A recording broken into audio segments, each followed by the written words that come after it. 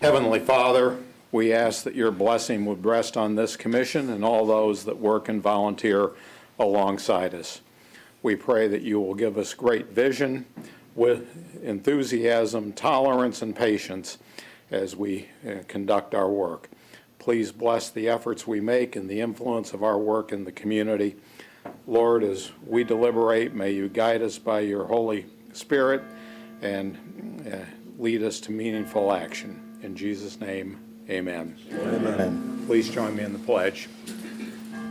I pledge allegiance to the flag of the United States of America and to the republic for which it stands, one nation, under God, indivisible, with liberty and justice for all. You may be seated.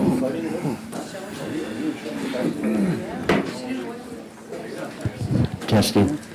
For purposes of attendance, Madam Clerk, will you call the roll? Colton.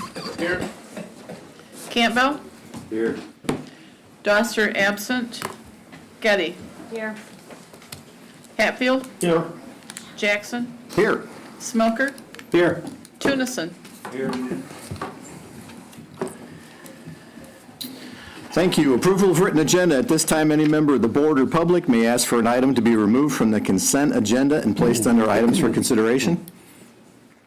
Hearing no such request, does any commissioner wish to change the agenda additionally?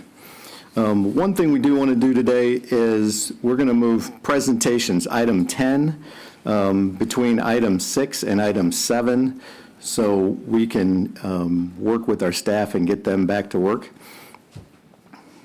Also, for limited public comment, because we have so many people here today, and it's good to see such a full house today. Thank you all for coming. When we get to limited public comment, we're going to allow for approximately about an hour of limited public comment. We're going to take a break at about 10 or 10:15 for a few minutes. We're going to come back. We're going to run through our business agenda and then go back to finish public comment if need be. I don't know how many of you wish to speak, but I know a lot of you are here to speak, and we want to hear you. So we will be sure that everybody gets heard, and time will be allotted for that. So with that, hearing the agenda is approved as written, unless there are any further requests. Okay. Reports from state and county officers. Any state or county officers wish to give the board an update?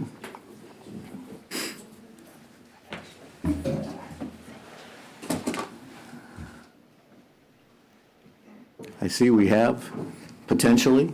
He didn't bring his glasses, so. Oh, good morning. Got our monthly report here for you. Berry County Law Enforcement logged 679 complaints for the month of March. 26 individuals were arrested. There were 76 accidents handled, 40 involved deer, 1 involved alcohol or drugs.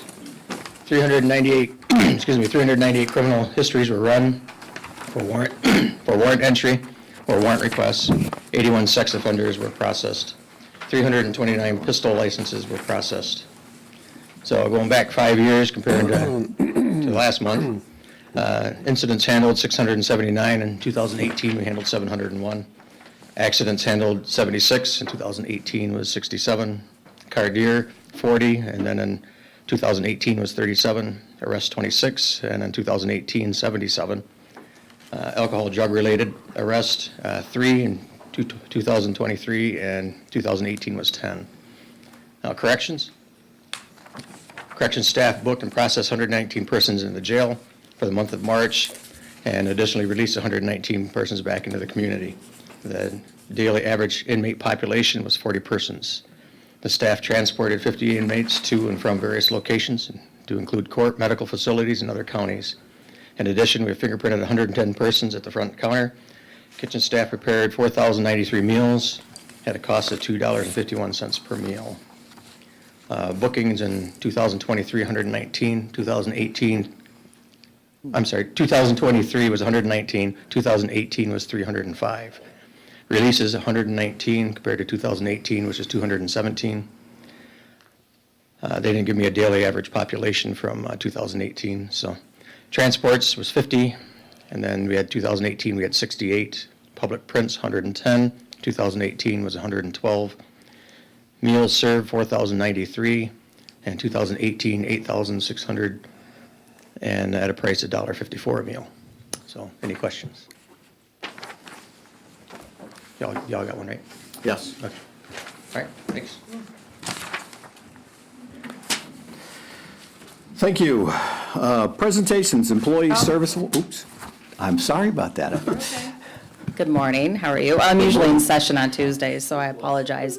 I haven't been able to make many of the meetings. So just legislative update from the state of Michigan. We've spent this past month passing unconstitutional red flag universal background checks, different gun legislation that has been a clear infringement on our Second Amendment. Lawsuits have already been filed challenging these as far as the committee process. Unfortunately, the leadership in Lansing is bypassing proper committee procedures and ramming things through the House floor. And by doing that, proper debate has been, prohibited. And the role of government's duty is, in the committee process to hear both sides, because we should absolutely have healthy debate before we pass this legislation. That's not occurred. We've lifted the alphabet rating of schools. We've also overturned the right to work. We've overturned the 1931 abortion ban, which was obviously mostly deemed out of date since the passage of Prop 3. However, there were provisions in there to protect the life of a mother, and if an abortion caused great harm, bodily harm to the woman, now those protections are no longer in place. We've basically been spending the past month overturning everything that our state has worked so hard to achieve, ensuring freedom for our constituents in Michigan. So, thank you. Absolutely, thank you. Was there any questions for Rep. Regas? Oh, yes, thank you. Sorry. No problem. We appreciate you stopping by. No questions? Okay. I do, I'm sorry. So when you were in the House, because I've never had the pleasure of watching, do you get a chance to stand up and argue things or make amendments or anything? Any amendment that we brought forth thus far has been denied, and we have had some opportunity to speak on the House floor. Unfortunately, sometimes the gavel has been used and the mics have been shut off when the things that we are saying is not approved or in agreement with the speaker pro temp or the leadership that we're living under in Michigan. So we've made every attempt to get both sides heard, because these issues that we're addressing in Michigan should not be a partisan issue. This is a constitutional issues. And when you're talking about infringing on the freedoms and the rights of the citizens of Michigan, healthy debate is absolutely necessary. Yes. It's actually in my 3-minute thing, but could you just tell everybody how they locked you down tyrannically and were trying to coerce you into change or to denouncing Christina Caramo, our GOP chair, with regards to her statement that she made? Which is a freedom of speech issue. Right. Correct. So when Christina Caramo had put a meme on Twitter that some found offensive, I personally did not find it offensive because it dealt with gun control and the slope that we will be on if we continuously pass gun legislation which infringes on our ability to own firearms and protect ourselves, because as we know, the Second Amendment is in place to protect ourselves from a tyrannical government. The Speaker of the House felt necessary to do a resolution and trying to force the Republicans to condemn our Republican leader. And at this time, they called a call to the House, which meant that the sergeant-at-arms were at all the doors. We were not even allowed to use the restrooms. And we were told it was going to be a roll call vote. So we sat silently waiting for the board to open so we could place our vote, and then they decided it was going to be a voice vote. And the Democrats did pass the resolution to condemn Christina Caramo as the Michigan GOP chair, which is very unusual. So obviously the Michigan GOP and the Michigan House of Representatives are two different entities. And what the behavior that day was very concerning and very inappropriate. So, Good? Thank you. Thank you, Angela. Thank you. Next on our agenda, we're going to go to service awards. Sir? Well, when you approved the agenda, you approved it as written, not as amended. So is it the written agenda we're going by that was approved? As amended. That was my words. I made a mistake there, so, but we're going to go with it. We are going to move presentations up so we can get our staff back to being staff, so.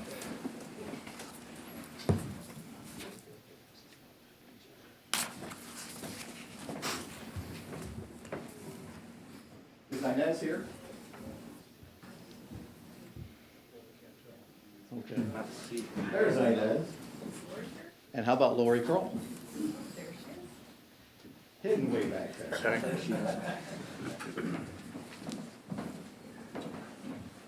I'm going to turn the microphone over to you. Oh, okay. Surprise. Well, for most of you that don't know Lori, Lori has been with Berry County Trial Court for about 25 years. She has served as a probation officer. 35? 30. Oh, well, thank you for the correction. We haven't worked for 35 years together. 30. So you want to be 35 years? 30 years as a probation officer in district court. Lori has, during her time with us, she has assisted in implementing our Tyler Technology case management system, has participated in implementing our new probation standards, actively involved in managing an annual caseload of about 100 probationers a year, average, more, give or take. Yeah, she's a very busy person. Through it all, though, she has dedicated her time and energy in helping those that she serves and making sure that our office is operating and that probation is top-notch. We have always appreciated her humor. She's a very funny gal. You have to be with this job. You know, always very caring, compassionate. So Lori, thank you for your 30 years of service with us. I really appreciate all of your time and dedication to the people we serve. Thank you.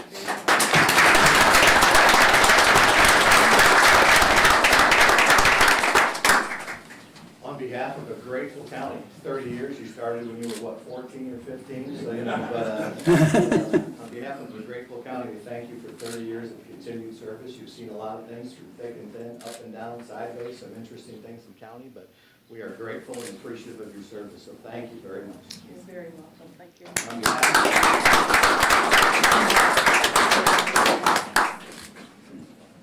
Did you get that, Jason? I did. Yep, thank you. Jim McManus hiding back here somewhere. Okay. Good morning, Jim. Good morning. Jim is a fellow Hope Township resident, as I am, and Jim has had the privilege of being in charge of planning and zoning for Berry County for now 30 years. So again, another one that started at 16 years old, so we appreciate that continued, because as you know, planning and zoning is one of the easiest jobs in the county, right? Sure. There's never any complaints, never any problems, everybody loves you, they bring you flowers and chocolates, so unfortunately, that's not quite the case, but Jim's got a difficult job, and if you saw the plan through 2040 with our planning and zoning master plan going forward, it takes a lot of effort, a lot of thought, a lot of detail. To see what's happened to the county and the growth in the last 30 years has probably been somewhat amazing. So we really appreciate your effort and detail, not only putting up with us, the public, but all the details and all the controversy and things that go with that job. It's been very, I imagine, stressful at times. Gravel pits are just a small part of some of that stuff that's come up lately, so you know, we won't go there this morning. But again, on behalf of the grateful county, we really appreciate the fact that you stuck with us for 30 years through all these things, and we hope you many more. I have a feeling that that may not quite be the case, but we certainly appreciate everything you've done for us. Thank you, Jim. You bet. Thank you.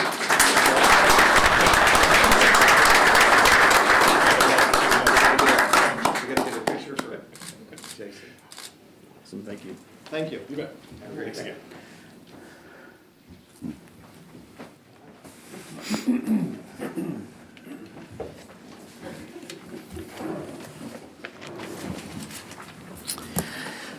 Limited public comment. At this Information, can you please show us in your policy where you We're not limiting public comment to 1 hour. You said when the public comment is being made, you're limiting it to 1 hour. Can you please show me in your policy where that states that right? All right, we are not limiting public comment to 1 hour. We are going to have public comment for 1 hour. We're going to take a break. We're going to go through our business agenda. We're going to resume public comment from public comment section number 1, so everybody is heard. We're going to finish our agenda, then we're going to go into public comment section number 2, to be sure everybody has full opportunity to be heard twice, as we have it in our agenda. Okay, but you're going with the original agenda because it isn't changed from what Larry Blake just said. So either you have to re-vote on your changing of the agenda, or we go with the way it's written. Okay. The agenda, as far as public comment goes, it's been the practice of the board when we have large crowds. We've done it before, so, But the agenda doesn't state that. okay, What you're following today. okay. Mr. Chairman, I move that we amend the agenda in the form that you initially described. Okay, is there a second? Second. Motion by Hatfield, support by Getty to amend the agenda as originally stated, where we're going to start limited public comment for up to 1 hour, and at approximately 10:15, we'll take a break for 7 to 10 minutes, come back and finish our business agenda, then go back to that limited public comment section number 1 and finish our agenda. Additional discussion? What? All those in favor, say aye. Aye. Opposed? Okay. Thank you. Limited public comment. At this time, any member of the public wishing to address the board may do so for up to 3 minutes. As many of you know who have attended meetings regularly, I have been somewhat flexible on public comment, being sure that you could finish your thoughts. Today, because of the number of speakers, we are going to hold you to that 3 minutes, so I appreciate that. Thank you. And you're on.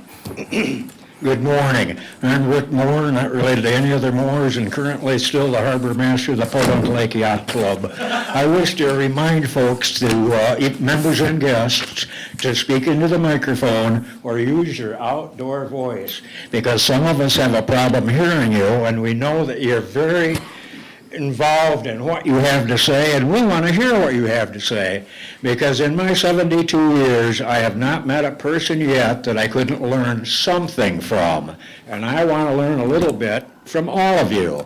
And I wish to remind people that on your Pledge of Allegiance, it says liberty and justice for all. And does that not mean the person who bitches the loudest? It means that there's 160,000 people in Berry County, and we all have our own opinions. But I want to hear yours. So thank you for coming this morning. I certainly appreciate it. And thank you for somebody for saving my seat that I've been here and using since 2007. Thank you very much. Thank you. Eldon Sean Bider Hastings. I would like to see this board adopt Sanctuary 2A. There's been many issues about this firearm issue. It's not going to do any good for them to take our constitutional rights away. Look at the city of Chicago. Most amount of gun laws ever on the books. Has that done any good in Chicago? Until you enforce our laws like we're supposed to, we're going to continue to have this problem. Just like a number of years ago when they had the war on drugs. Did that stop the drug use or the drug trade? No. The reason why, they refused to enforce the laws. If we would enforce the laws that we have, we wouldn't be facing the issue that we're facing today. We have mental health issues, we have drug and alcohol problems, and just like the laws on alcohol. Cities, counties, every place continue, and the state, they make revenue off from it. Has that stopped people from drinking and driving? No, it hasn't. It continues to still be a problem. The other problem is, if you remember in the Bible where Cain killed Abel with a stone. You can kill anybody with anything. Your bare hands, there's people who know self-defense, they could choke you with their bare hands. Are those considered a weapon? Well, you know, these are the thoughts that these anti-gun advocates fail to understand. It's a human heart. It's what's in your heart. If you want to go kill somebody, they're going to kill you or kill somebody. We need to understand that it's not a firearm issue. This is a mental health issue. It's also social problems. Until we adjust and relate to what the social problems of the society, do some more intervention programs and everything, we're always going to have a problem, because when guns are outlawed, only outlaws will have guns. Thank you. Hello, good morning, it's Shelley Lake from Irving, and I am all about the Constitution too. That's not really what my main thing is. I have a concealed carry. If we became a sanctuary county, I'm not gonna throw a rifle over my shoulder. I completely believe in the Constitution. The other thing is there's gonna be a class starting, 2 hours a week to learn about the Constitution. I know I have a lot to learn, so if you want, we'll put the word out. But Commission on Aging is having a lasagna dinner, and for $10, get your tickets, and it's April 21st, and the best thing is Taco Tuesday. I love tacos, so I just want to remind everyone, this is my first time going to a COA fundraiser, but it will not be my last, so let's support them. Thanks. Shelley, what are the times on that? Lasagna is 4:30 to 6:30 this Friday, and tacos is May 2nd, 4:30 to 6. Thank you. You're welcome. Good morning, Ward. My name is John Rocha, City of Hastings, Township of Hastings. I want to remind everybody here, and I know there's some veterans in the room as well, that in 1999 I took an oath to support and defend the Constitution against all enemies, foreign and domestic. And just like many of the people in this room, our service has ended, but our oath has not. It continues to extend. You as the commissioners have also taken this oath. It's not some arbitrary words written so that you may maintain your titles and your positions. We take that very seriously. And right now what we're seeing in Lansing is a tyrannical overgrab of those very rules. Now we may see those overturned in a state or U.S. Supreme Court, but not for many months, if not years later. What we're asking today is you to take up this resolution like many counties in the state of Michigan have, including counties that have Democratic commissioners on their board, have cemented and said, I will uphold the oath that I swore to support and defend, that I do not believe these words are arbitrary, that I will fight for this. I want you guys to understand how important it is for not just Berry County, but the state as a whole. You have an opportunity to be the leaders of this state, to be leaders in your own community, to stand and be a precedence for everybody before you and after you. I do want to go ahead and leave with one last thing, and this is kind of an educational point. I think it's incredibly important. Oftentimes I'll run into people that will say, look, and I'll say it all the time, shall not be infringed. It's extremely important in the Second Amendment. And I always get the rebuttal, well, it says well-regulated militia, right? Well-regulated militia. Let's put this in historical context. Our forefathers just got done fighting a war with Britain, who confiscated their weapons and said, you will not have them. Do we think in their enlightened minds that the first thing that they did was say, you know what, the government should control our arms? No. Second of all, the Supreme Court has already ruled on this. The Supreme Court has said a well-regulated militia back in the 1700s doesn't mean what it means today. It literally means well-bodied, well-fed, well-armed individuals. And that is the important part that I want you guys to take apart. Now here, when we do this Second Amendment resolution, when you guys have the opportunity to present this and pass this, you guys are literally just upholding the oath that you've already taken. You're upholding the platform that you already run on. And I'm asking you, as an individual, as a Marine Corps veteran, as a member of this community, and as a Republican, to please uphold the Second Amendment resolution, pass it. And God bless you guys all. Thank you.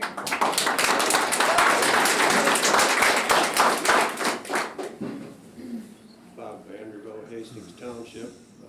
2 or 3 weeks ago, I stood here and asked if you folks had an opportunity to read the little book that was handed out to you prior to that. I won't put anybody on the spot to ask, raise hands who's read it, who hasn't. But I hope that if you have read it, you will correlate what's happening today with what's in that book. I'm not gonna speak on any particular issue. I wanna speak on a process. And that process is outlined in that book. And it's called the Lesser Magistrates, and you all can be considered lesser magistrates because we are the lesser to you in that we have elected you to represent us. And so we come to you in support of you supporting us. And I've written down a few words that I want to throw out here for you to consider this morning. Silence is acceptance. Silence is acquiescence. And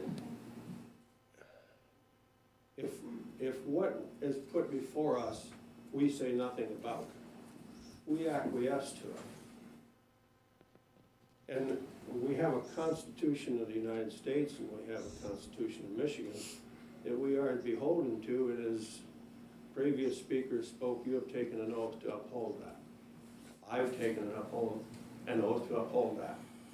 The rest of the veterans in this room took an oath to uphold that. And the definition, in case you haven't heard it in the past, definition of a veteran is a person who writes a blank check made out to the citizens of the United States of America for an amount up to and including his life. And a lot of people have paid that price. For us to have the right to stand here and speak our piece is in the Constitution of our right, our First Amendment right of freedom of speech. So, if you give a mouse a cookie, this is a little book that I've come across. If you give a mouse a cookie, he wants a glass of milk. If you give him a glass of milk, he wants a bed to sleep in. This is what is happening in a lot of issues that are going on in our government. People are given one step, and now we'll take another little step. Now we're taking another little step. Thank you, Bob. So,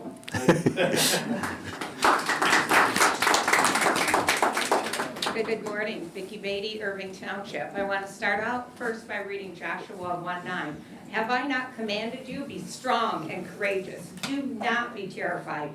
Do not be discouraged, for the Lord your God will be with you wherever you go. In difficult times, we need strong, courageous men and women to stand up for what is right. I'm here today to ask you to support and defend the Constitution as well as the Second Amendment, our right to bear arms. After all, you already solemnly swore to support the Constitution of the United States when you took your oath of office. Our right to bear arms protects us from cruel and oppressive government. Criminals do not obey the law. Gun control laws will only affect law-abiding citizens. Criminals obtain firearms through illegal channels, and that will never change. Allowing law-abiding citizens easy access to firearms will help reduce violent crime. If we had had trained armed guards in all of our schools, mass shootings wouldn't be as prevalent as they are now. I implore you, as commissioners, to do everything within your power to uphold and defend the Constitution of the United States and the Second Amendment. Thank you, Vicki. Wow, you guys did a really good job coming off without any paper. I'm impressed. I'm not that good, but here we go. My name is James Hooker. I live in Barrett County, and I'm a precinct delegate in Yankee Springs, Precinct 2. We're here today to stand up for our rights and ask our commissioners explain why you have elected not to support the Barrett County Republican Committee resolutions repudiating Governor Whitmer's calls for infringements of the constitutional rights of the Michigan citizens. Preamble to the Declaration of Independence. We hold these truths to be self-evident. And I want to repeat that word, self-evident. Because to all of us here today, the Second Amendment is self-evident. We hope that would probably be similar for you. that all men are created equal and they are endowed by their Creator with certain unalienable rights, that among these are life, liberty, and the pursuit of happiness. Abraham Lincoln called it a rebuke and a stumbling block to tyranny and oppression. I can only assume that everyone in this room strives for these unalienable rights. This is common ground to all, us and you. And it is the Constitution that keeps these rights intact. You do not have the right to pick and choose what parts of the Constitution you will or will not support. This document and its contents are what allows you and I to be here today. It all works together. The people here today peacefully ask for you to support the Berry County Republican Committee resolution. We fully understand that this is not law. It's not enforceable by law enforcement. However, your support shows willingness that you are not in favor of these infringements by government. Patriots have fought to protect the Second Amendment to give you the life and freedom you have today. I ask, why is it okay for everyone that came before you to fight for these rights, but for some reason you've decided that this is not your fight? Please explain to the people why. Let's have that discussion so we know your stance. We the people have let you know where we stand. Now it's your turn. We respectfully ask that you put this topic on the next meeting agenda for discussion. Let me leave you with this hypothetical situation. The red flag laws are passed. You as a commissioner are involved with a decision that is not popular with the people. People decide they are threatened by you, they are not, and you are not fit, and you are a threat. The authorities come to your home, remove all your weapons, just like that, your Second Amendment's gone. And all you did was try to make the hard decisions for the people. That's where we're headed. Think long and hard about not supporting this resolution. I speak for over 100 Berry County precinct delegates. We as a body are troubled by your decision not to support this resolution. We ask that you listen and understand, and that the people are asking you to reverse your decision and support the Berry County Committee resolution. Thank you. God bless.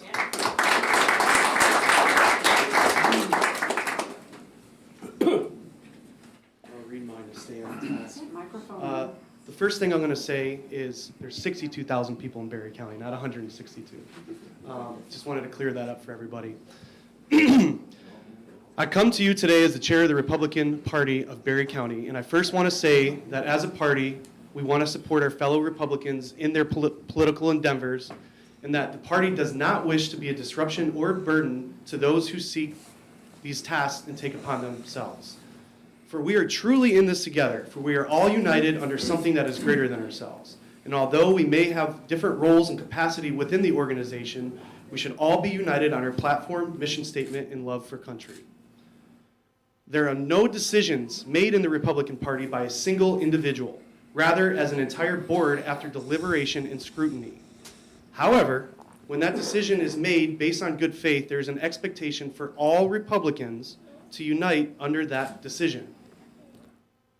For too long, candidates have run as Republicans and have neglected their duties and responsibility. No longer is that the status quo to be accepted. It means something to be a Republican, and that standard is the minimum expectation we uphold here in Berry County. In regard to the issue at hand, a resolution that states a commitment to our U.S. Constitution, our Michigan Constitution, and more specifically our Second Amendment, we have unanimously adopted by the party. And over the last couple of weeks, I've heard some say that this may be unproductive or divisive. And that is truly, and if that is truly the case, then so be it. If our great founding documents have become odious to some, then let it divide. We are not here to appeal to the radicals who wish to destroy and tear down our great American legacy. This is our time in history and our own capacities to stand for what is right and true. This is why we are here today. And I hope that this serves as an encouragement to stand strong. May we all learn to fear God and not man for the decisions we make in this life. For what we do in this life echoes in eternity. This is not to be taken lightly. Thank you guys. I appreciate it.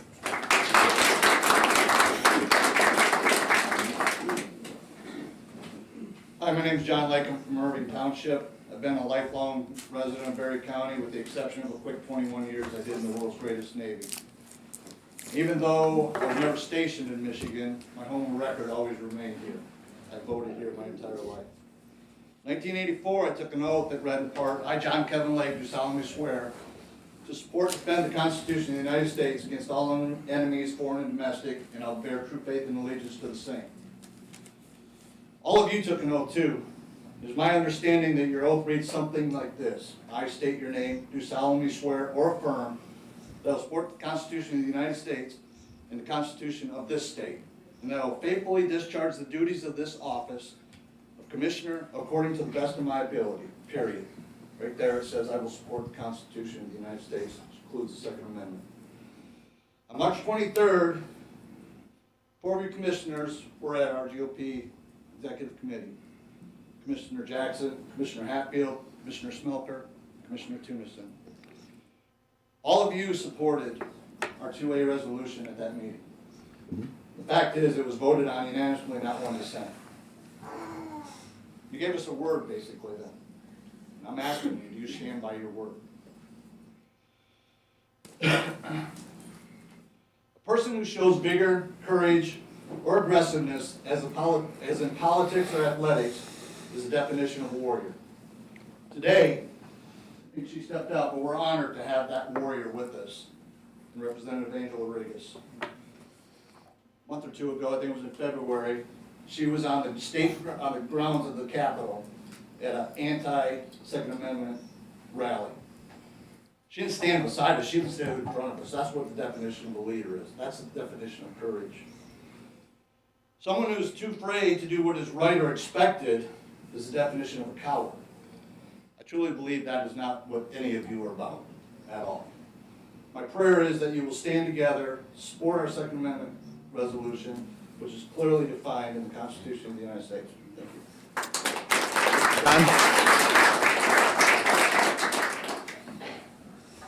Good morning, my name is Nancy Hooker. I'm a resident of Berry County. Yankee Springs, can't hear you. There you go. I'm Yankee Springs Precinct 2. I am here today to ask you to reconsider your decision to not support Berry County GOP's resolution repudiating Governor Whitmer's calls for infringements on the constitutional right of Michigan citizens. When you chose to run as an elected official, you obviously did not campaign on a message that would violate the Constitution. So what has changed? Why is it now okay to violate the oath you took to support both the United States Constitution and the Michigan Constitution? I am baffled how anyone could choose not to support this resolution, especially an elected official who took an oath to support it. So today, I'm here to ask that you reconsider your decision by placing this item back on next week's agenda for further discussion in hopes that after further review and understanding, you would be willing to reverse your decision and agree to support this resolution. We are not requesting any of you to fight to maintain these rights, for we have been blessed with the greatest military ever who have fought and died for us to preserve these rights. We are merely asking for your support regarding the resolution the Berry County GOP has put forth. The Constitution is very clear that the right of the people to have and bear arms is not for personal pleasure, but rather to protect us against tyranny in our government. I long for the day when integrity and courage have been instilled back into the people who have been elected to uphold our Constitution, the greatest document ever written thanks to our founding fathers' wisdom, intellect, and foresight.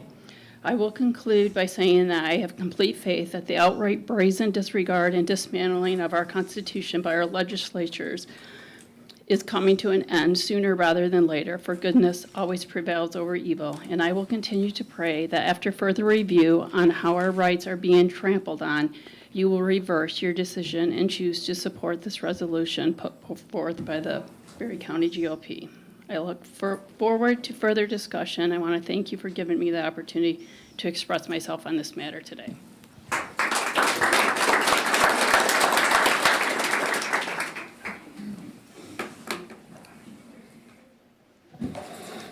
Christina Bush, Nashville.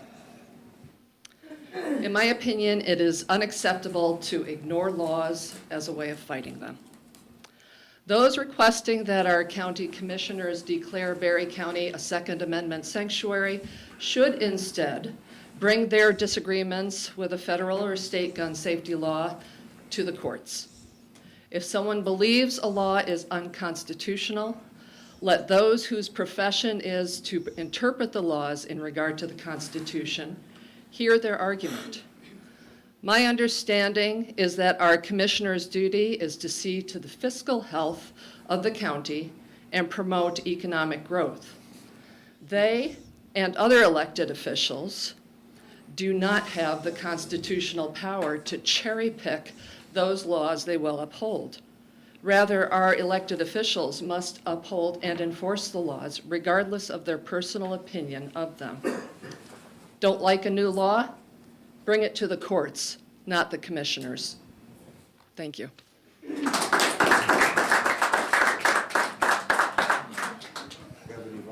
Hi, Cindy Twitchell, Prairieville Township. Governments are instituted to secure the rights that are listed in the Bill of Rights, the Constitution of the Federal United States. It says that among these are life, liberty, and the pursuit of happiness. Its purpose is to secure these rights, the men, male, and women, female, who give them the consent to govern. And as has been stated, I'm not going to reiterate, you've each taken the oath. Article 6, Clause 2 of the Federal Constitution says, "This Constitution and the laws of the United States which shall be made in pursuance thereof, and all treaties made or which shall be made under the authority of the United States shall be the supreme law of the land. And the judges in every state shall be bound thereby anything in Constitution or laws of any state to the contrary notwithstanding. No state constitution, no state law can contradict the federal Constitution." Marbury versus Madison, all laws which are repugnant to the Constitution are null and void. Miranda versus Arizona, where rights secured by the Constitution are involved, there can be no rulemaking or legislation which would abrogate them. The Bill of Rights is a part of the federal Constitution. Therefore, the Bill of Rights is the supreme law of the land. Amendment 2 of the Bill of Rights says, "A well-regulated militia being necessary to the security of a free state, the right of the people to keep and bear arms shall not be infringed." Richard Henry Lee, who was the writer of the Lee Resolution, which was actually our first call to independence from Great Britain, states, "A militia, when properly formed, are in fact the people themselves, and include all men capable of bearing arms."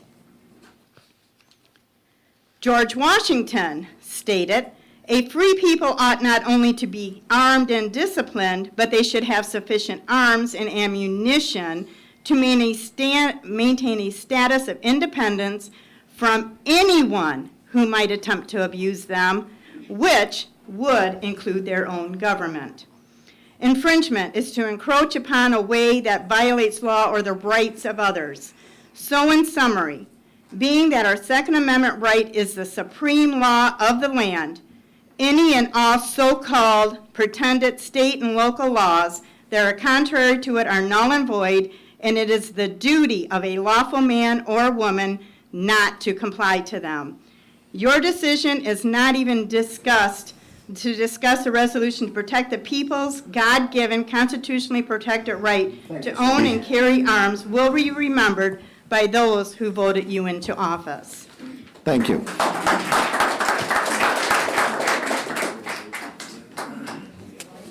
Good morning, ladies and gentlemen. Amber Holtruss, Precinct Delegate, Hastings Charter. I know many of you, even if you don't know me, and I certainly know those two guys, so I promise I'll be on my best behavior. But I just wanted to say that I think the majority of you, and most of you that I do know, I know are very good people, and you believe in the Constitution as well as we do, and you also believe in our Second Amendment just as much as we do. But I know passing a resolution does not mean that I know you have no authority over Lansing. We know that. We know you have no authority over what laws we pick to enforce and not enforce. And I also know that you're concerned about Berry County, like all good commissioners should be, Democrats and Republicans. And thank you for that. It's important to hear both sides. But I heard a story lately that I think really applies here. A high school teacher just one day happened to set their students in a circle, and in the table in the middle plopped a fishbowl with a goldfish. And he yelled at the kids, which was kind of out of character for him, and he said, "This is your final exam. Nobody get out of their seat. Nobody say a word. You shut up. You stay in your seat and do not move." He pulled that goldfish out of the bowl and laid it on the table and went out in the hallway and shut the door. And so all these students sat there looking at each other nervous. What do we do? We don't want to watch this fish die. Well, finally one courageous student got up and said, "This is ridiculous. Fail me." And took that goldfish and put it back in the bowl before it took its last breath. So we know you don't have authority over which laws to pick and choose, and that's not what we're asking. We're asking for good people to stand up and put that goldfish back in the bowl. Just stand up with us and say, "This is wrong," and we know it. And in Berry County, we believe in the Constitution and our Second Amendment. Thank you, ladies and gentlemen. Thank you. Hi. I'm gonna take my constitutional right to pray publicly. Father God, we come before you, praising you and thanking you. We come into your courts with praise. And Lord, we recognize that you are King of Kings and Lord of Lords. You were not elected, you cannot be impeached. You were not coronated, you cannot be deposed. And so we praise you and thank you today for the constitutional right to pray to you, the King of glory, the judge on the bench, who says that the government is on your shoulders. So Lord, anyone here in this room who does not know you, would you please turn them from darkness to light in the power of Satan to you, that they would receive forgiveness of sins in a place among those sanctified by faith in Christ Jesus. And if they know you, but they are refusing to hear you and follow your word, would you turn them from darkness to light in the power of Satan to you, that they would receive all that you have for them, the many blessings, the healings, the forgiveness.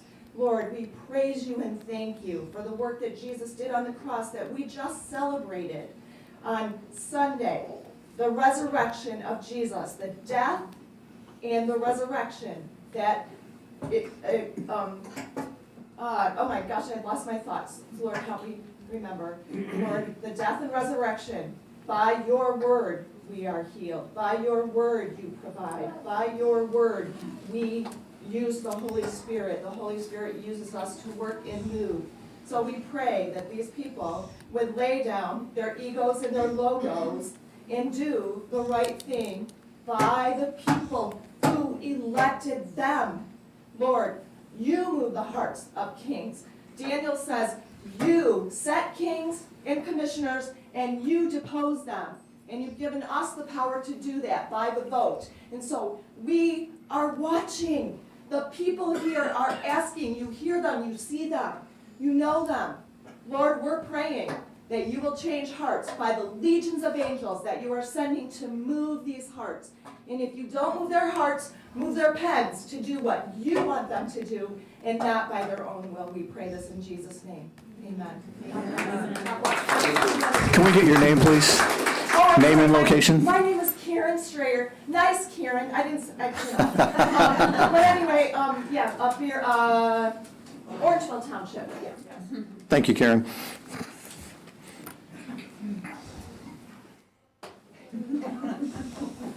My name's Brenda Schinnebarger Howe.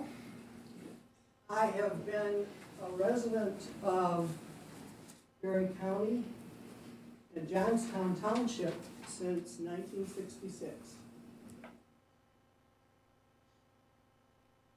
And I'm quite nervous. Because I'm the goldfish. Okay? I'm a retired, well, semi-retired psychologist.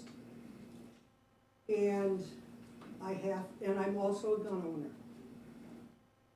And I learned to shoot a gun when I was 11 years old. My father was a veteran of World War II and the Korean War. He taught us how to use guns, how to respect guns, and how to follow the law. My uncles and my cousins all own guns. They're hunters. They're responsible gun owners. I wish that all people were responsible gun owners. It's not the case.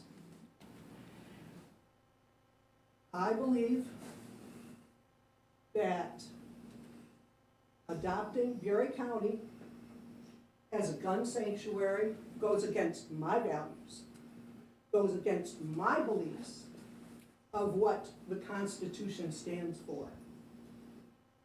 And I believe it is dangerous. As a psychologist, I have sat in my office and I have listened to people who were suicidal and homicidal. And as a psychologist, I had very little power to take their guns or take their weapons away. We didn't have a red flag law. And now we do. If someone is suicidal, if you can keep them from acting upon that thought for 15 or 20 minutes, you can prevent a suicide. But how do you prevent a suicide if they have easy access to guns? Responsible gun owners lock up their guns. Irresponsible ones don't. And I think that that's what this law, the red flag laws, the laws that Lansing passed, helps keep us safe. And I'll tell you what, if the sanctuary law goes through, I do not feel safe in this county. I don't feel safe in this county right now. And so think of my right to the Constitution and the pursuit of life, liberty, and the pursuit of happiness. Thank you. Thank you, Brenda.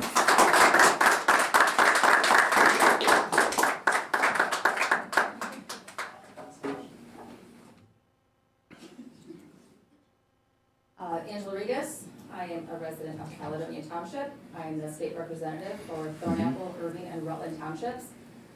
But more than that, I was a lifelong resident of Berry County. I was born and raised here, and I graduated from Hastings in 1993. So this is my hometown.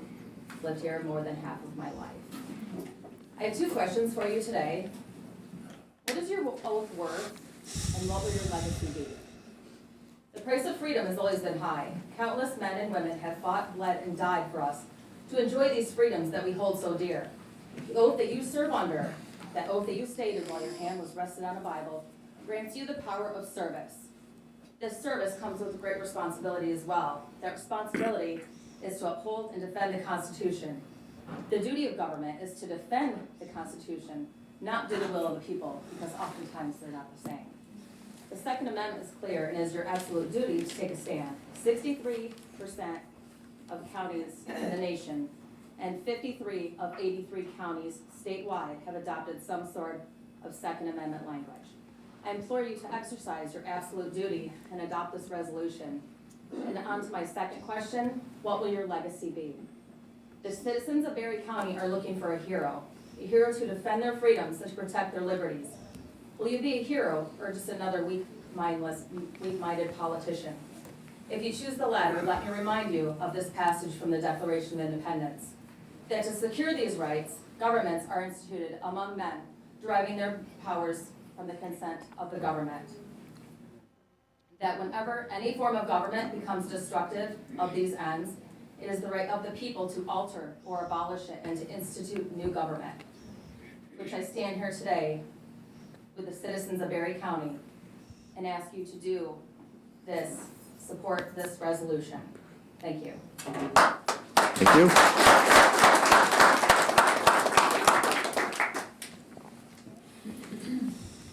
Good morning, Scott Savage, Hastings Charter Township. This is what I have observed in Berry County, an increase in intimidation. Intimidation is a classic tactic of fascism, and I think it is possible that someone may not even realize they're employing this tactic. A classic example of intimidation is the playground bully. We've all known one. What we've learned about the bully is that the bully will keep on being a bully until someone stands up to him and puts him in his place. One good example of intimidation was illustrated by individuals carrying lawn arms at the Unity rally that was held on these very courthouse lawns 2 years ago. The Unity rally was a community building event put on by non-political people who just wanted to build a feeling of togetherness for Hastings and Berry County residents. The promoters specifically asked attendees to not speak or push politics at the rally, because it was a unity rally. But a large number of people apparently felt threatened by so many people advocating peace that they responded to the event by bringing their assault rifles and such and formed a perimeter around the courthouse lawn. To what purpose? I say it was intimidation, a bunch of bullies. Another example of intimidation occurred at Summerfest last year. You know Summerfest. Well, gun toters in their tactical gear showed up at Summerfest and strode around the grounds doing their best to look like a paramilitary group. It was only the presence of the assault weapons they carried that made attendees anxious. 4 or 5 of these militia types gathered on the street corner across from our information booth and glared at us. I felt compelled to cross the street and asked them why they were there, displaying their combat weapons at Summerfest. Because we can, was their reply. That's it. Not there to protect the public or any other reasonable impulse, just because we can. One of them asked me, "Are you scared of our weapons?" So clearly he understood or hoped that I was intimidated by their appearance. Do you see now how intimidation was their goal? I replied, yes, I'm terrified of your presence. Haven't you seen the news about gun violence and mass shootings in our country? They did not expect to be challenged. At that point, one of the groups said to the rest, "Let's get out of here."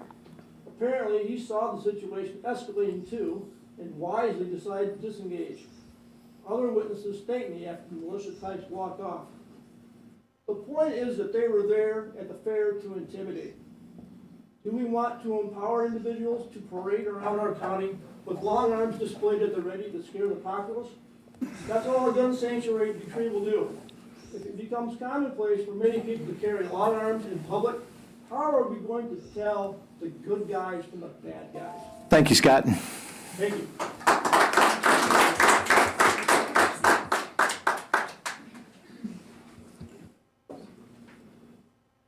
Larry Bass, Carlton Township, and Representative Rick, who seems to focus on this side of the aisle. I apologize.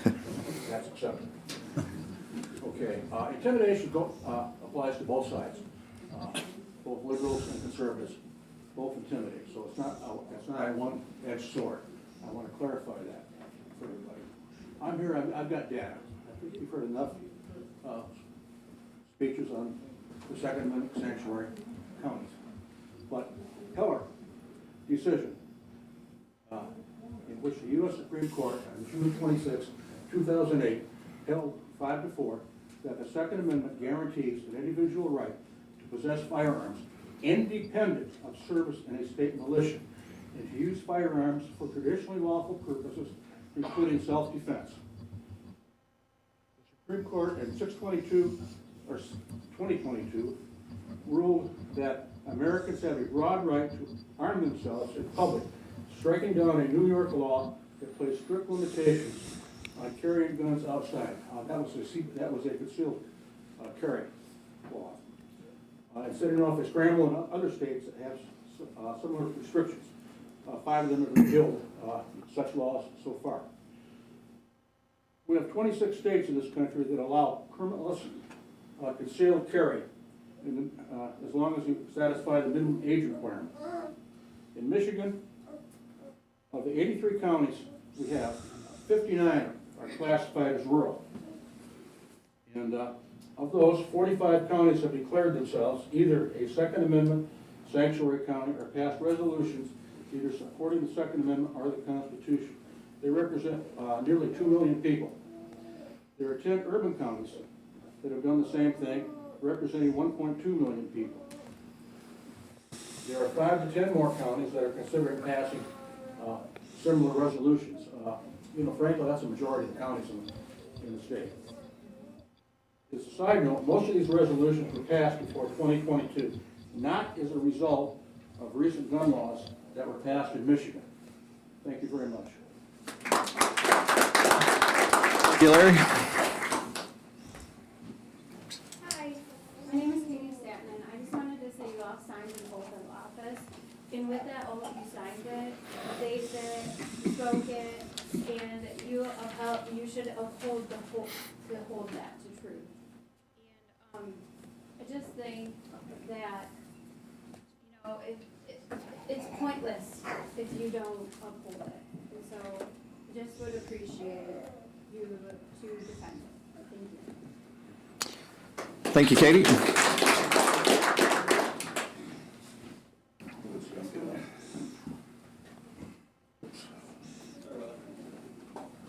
Morning, Gary White. I like prepared statements over just spoken, but this one is not prepared. I did make some notes. Courage, law-abiding citizens. Second Amendment is not for a party, but for the people. Public comment is not, I don't know, being a bully. It's for our, I don't know, our rights. Silence is acceptance. Did we see that here earlier today? When your chairman made the motion to accept the written agenda, silence of 6 others approved that, correct? A little bit later on in the agenda, without being on the agenda, we passed an amended agenda. But it's not on the agenda to be passed. So when we make a mistake, we try to fix it real fast. Was it a mistake, or should you have kept that with the original agenda? I enjoyed listening about the silence of his acceptance. Courage, you have 3 ladies representing Berry County in the House of Representatives. They're going in there with no majorities in anything. We've lost the governor's office. But yet, as commissioners, you can't back them with a simple resolution for our Constitution. I'm just sitting here somewhat at a loss. As I said, the other thing I have on my notes is, in 3.5 months, I've heard 4 different commissioners, including even Thursday night Nashville meeting, say, we're a good commission. Well, a good commission would have us a plan for a jail with no millage. They could pass a simple amendment, resolution. There's a lot of things. You're claiming, making claims. Shouldn't you really be listening to see, are people claiming that for you? If you have to claim that for yourself, you may not be that good a commission. Do I see some things that could happen here with this commission? Absolutely. The biggest thing is going to be listening to the people. And there's both sides. Once again, the Second Amendment is not for a party, but for all people. It doesn't matter your party. When people go in the service, they don't say, oh, we only accept Republicans here, do they? We only accept Democrats. We only accept independents. There's many people that have been in the service that have never voted out that. So when we're asking you to accept something or to do something for us, consider that. We are the people. Thank you.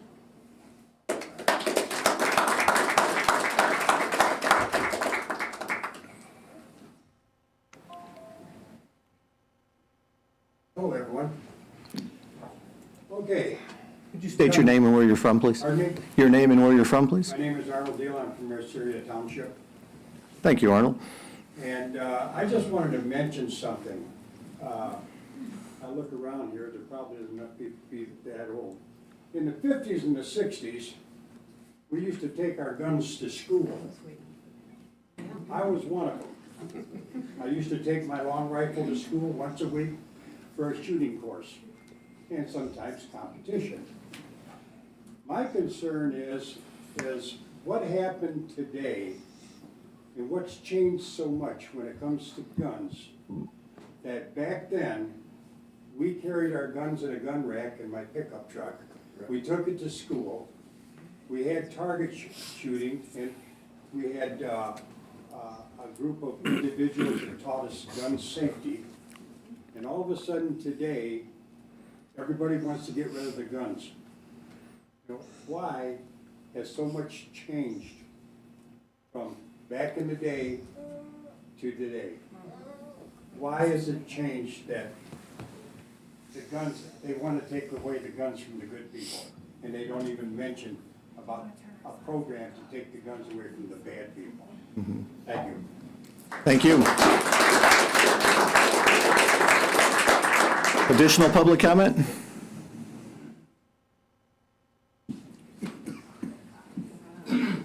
Ron Walker, Rutland Township, District 1. And I'm just coming before you to let you know that I'm representing people that elected me to a position, just like people elected you guys to position, and let you know that any infringement on our Second Amendment is not acceptable to us.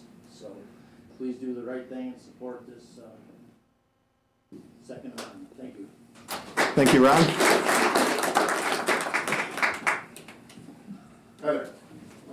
My name is Don Eichels, delegate from Hastings Charter. I didn't plan on saying anything today, but couldn't help but think of a few things. As these more prepared people did a very good job. Basically, my rights don't and won't be limited or affected by the fear of someone I don't even know.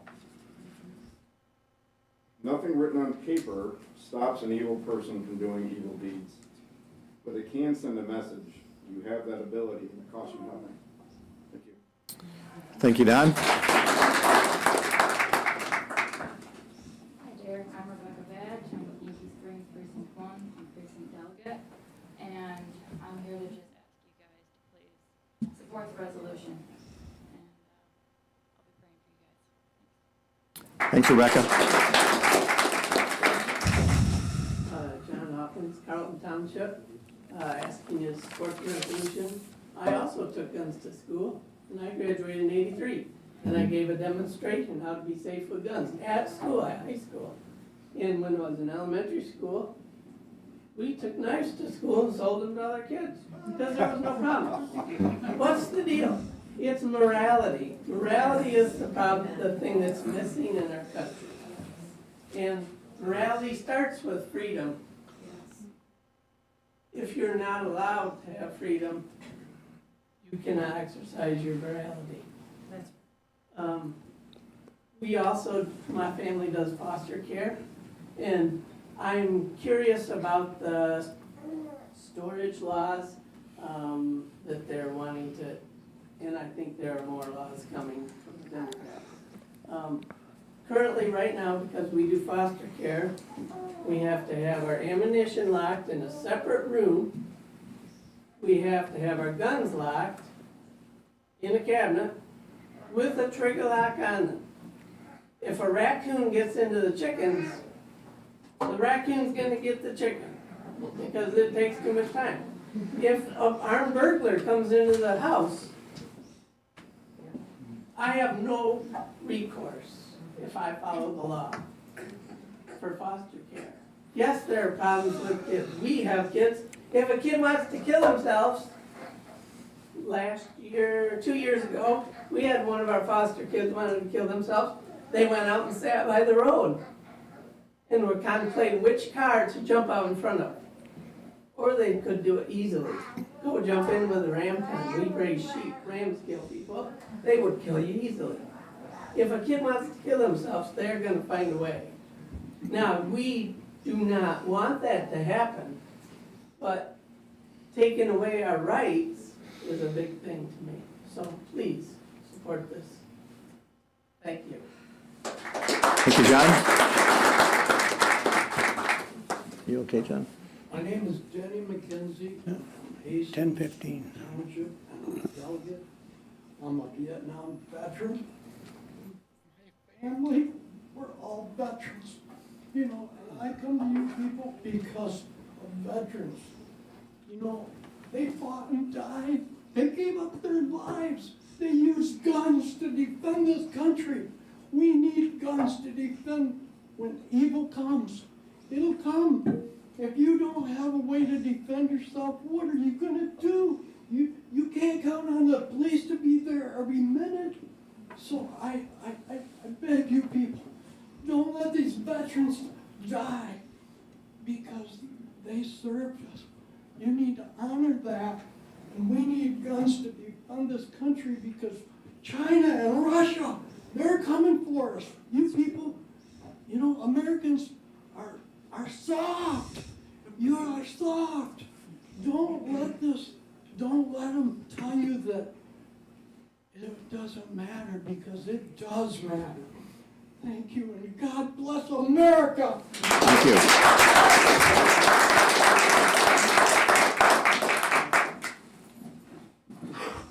Kelly Case, Baltimore Township. I did a little Google search before I came, and we know that Chicago has some of the toughest gun laws in the nation. 153 murders in Chicago since January. 153. Google it. You'll find out the same thing that I just found out just by Googling it. I'm asking you guys to uphold the Constitution, the oath you took. Thank you.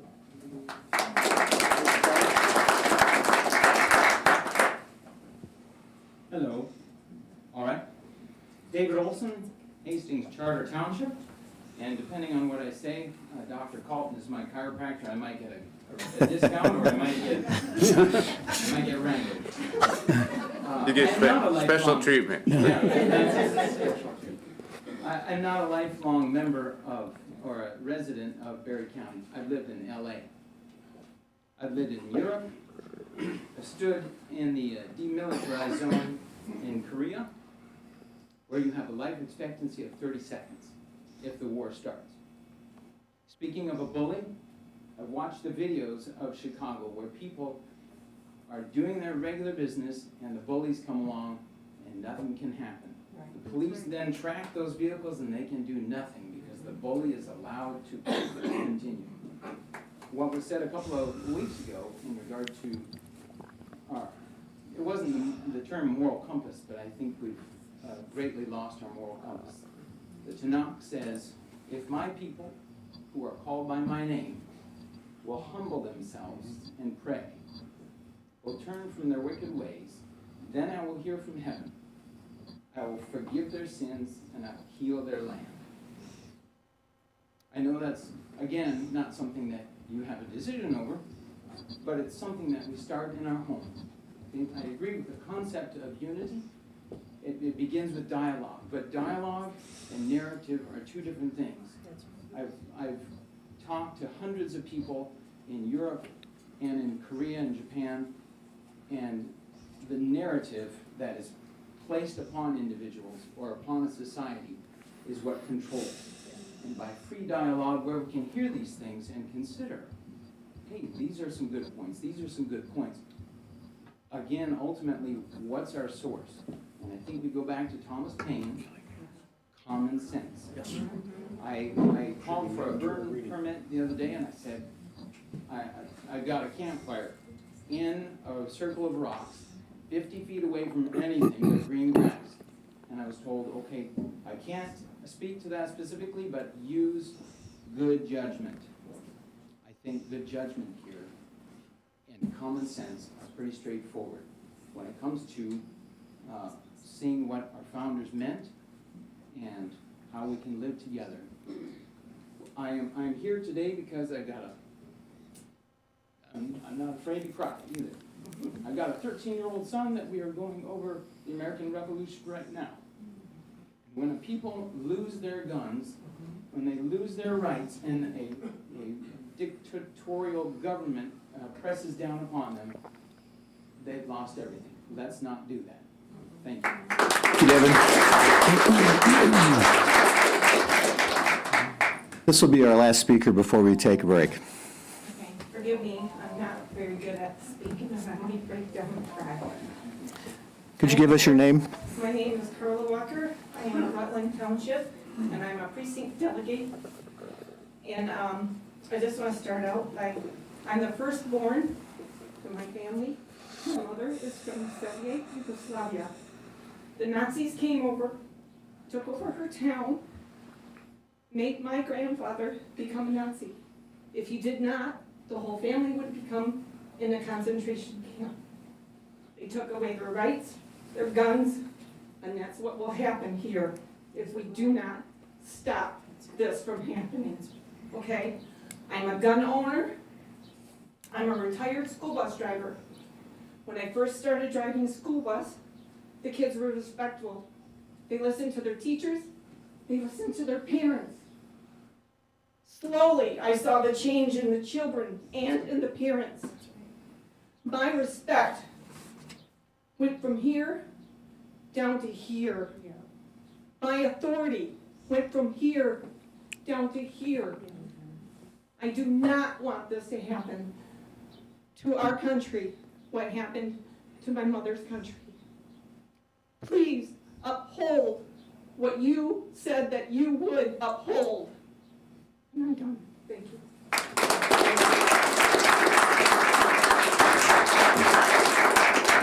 It's 10:16. We'll be on break for 7 to 10 minutes, and then we'll resume with the business part of our agenda, and then go back to our first public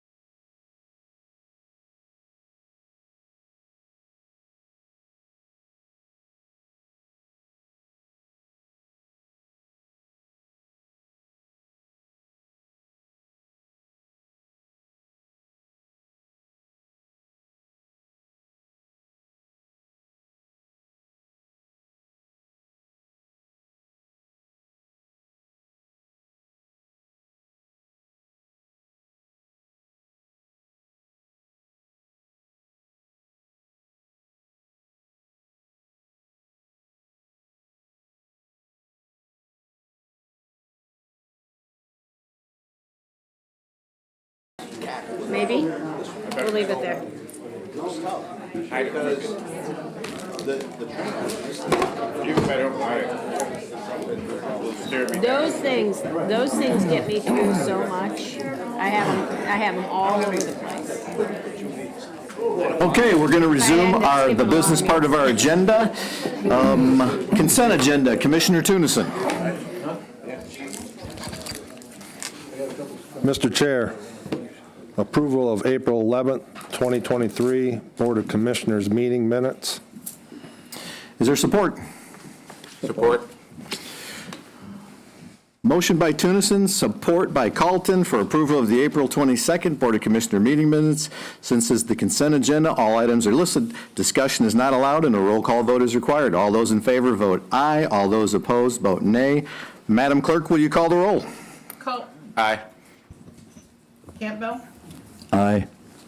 Doster absent. Getty. Aye. Hatfield. Aye. Smoker. Aye. Tunison.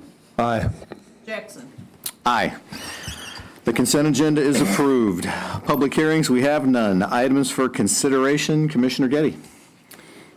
I move for the approval to authorize the county administrator to approve claims on April 25th, 2023. Support. Motion by Getty, support by Smelker to approval to authorize county administrator to approve claims. Wait a minute. Approve claims in the amount of, on April 25th, 2023. Discussion. Hearing none, Madam Clerk, will you call the roll?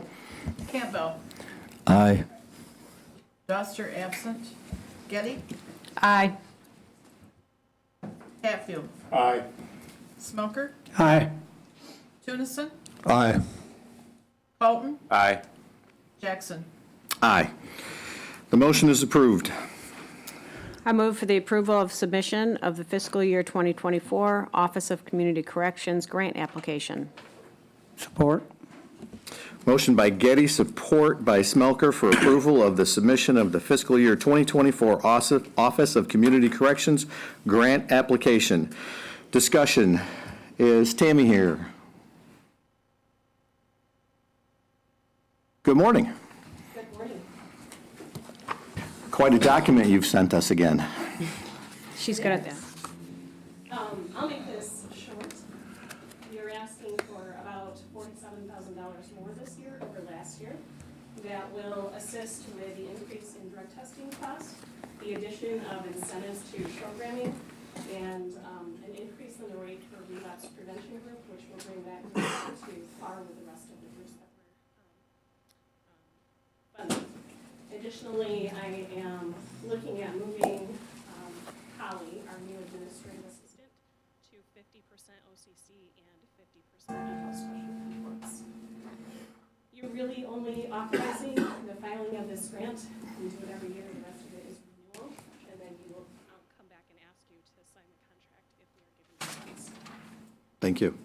As I've read through this, it just continues to amaze me the amount of detail that's requested for this in the pages and pages. It must take you all year to put this together. You're probably starting on next year now, but questions from commissioners for Tammy?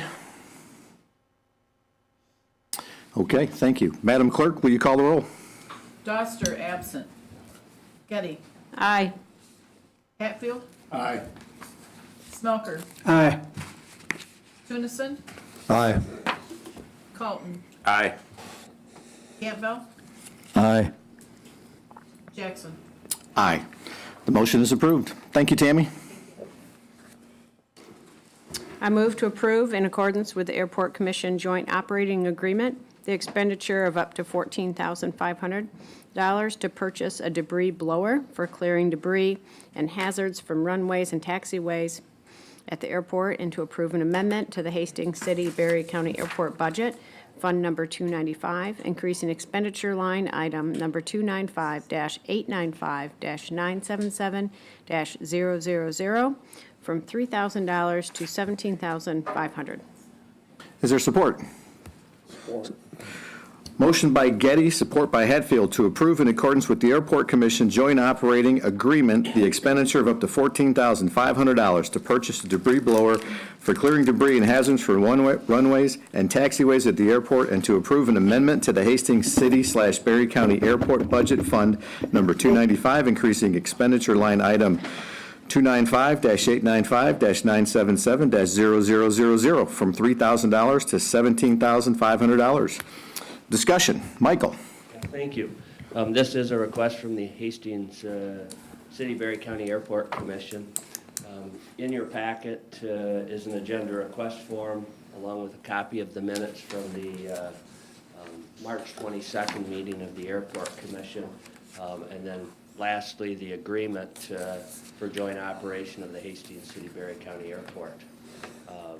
The Commission was presented with a request from the airport manager to purchase a piece of equipment, a debris blower to clear runways and taxiways, totaling $14,500.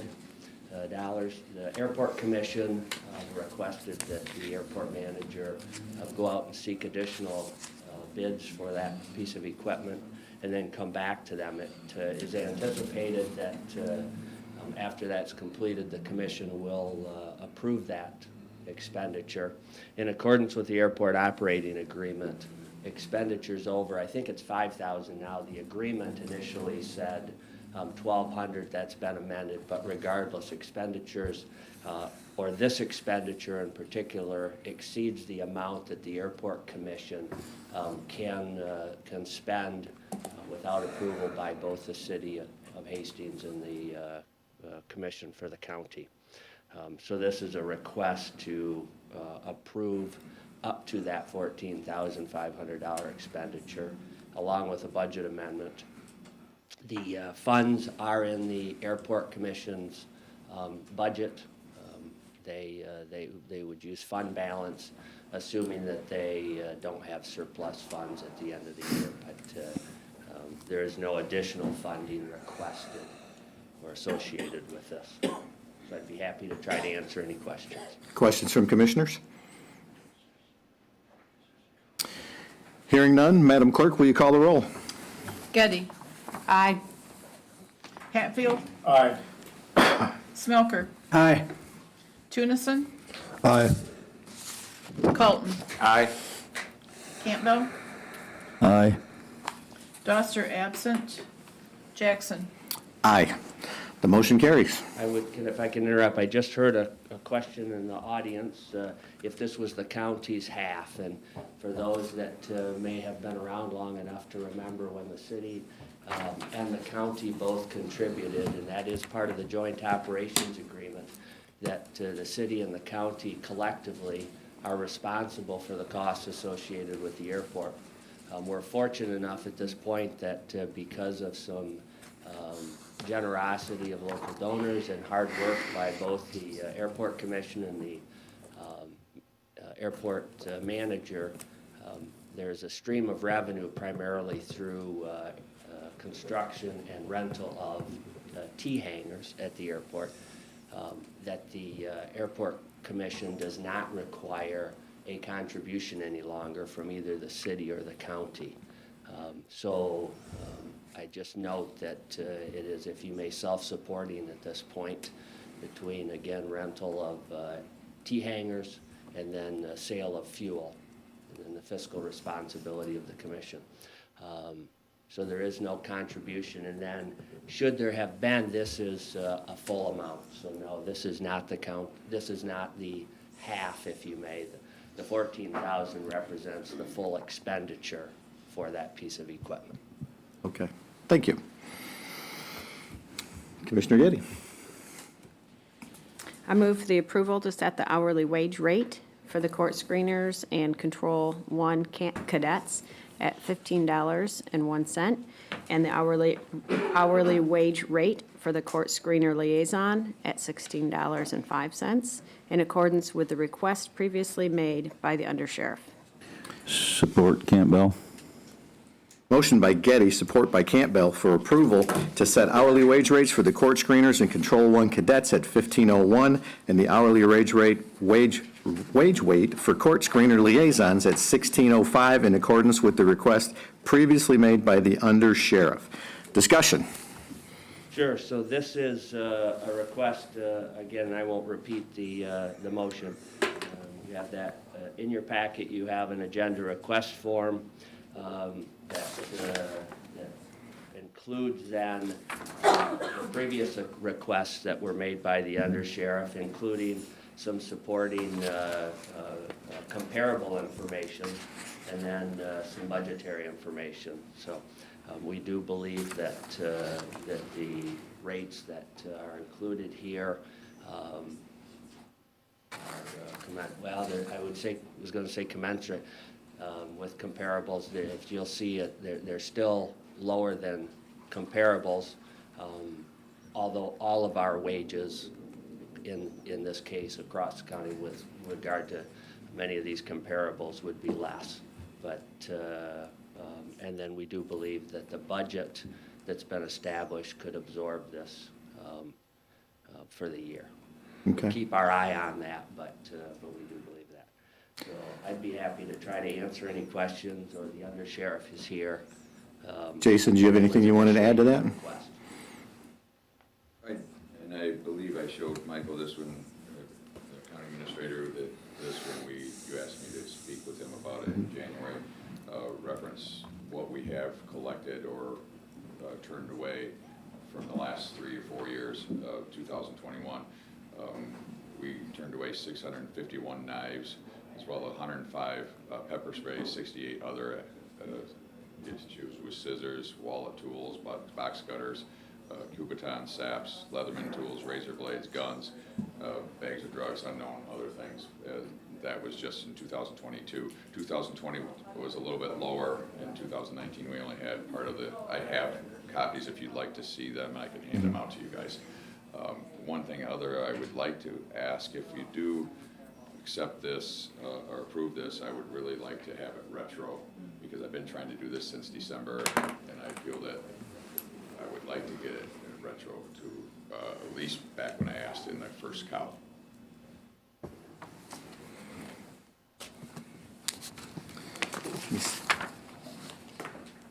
Thank you.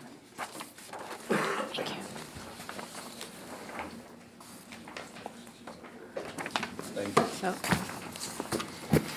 And Jason, I appreciate your patience that we were waiting on some information to come in, which we got last week from Mashaya, just as far as county revenues and what the projections were for the coming year. And I appreciate Michael being overly cautious with what he is doing, but in review and talking about it, I do believe that especially with the court screeners that, as you had mentioned, they've taken 600 some knives away from people, and I could, yeah, 651 in 2022, 651 in 2021, 2020, 488, 304 in 2019, but 2019 was District 4 only. That's honest.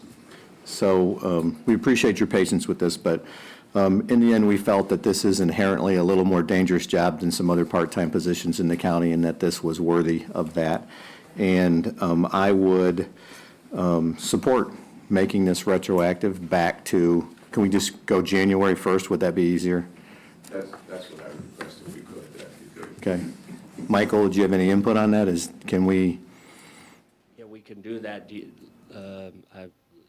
Any concern with that date, Jane? Okay.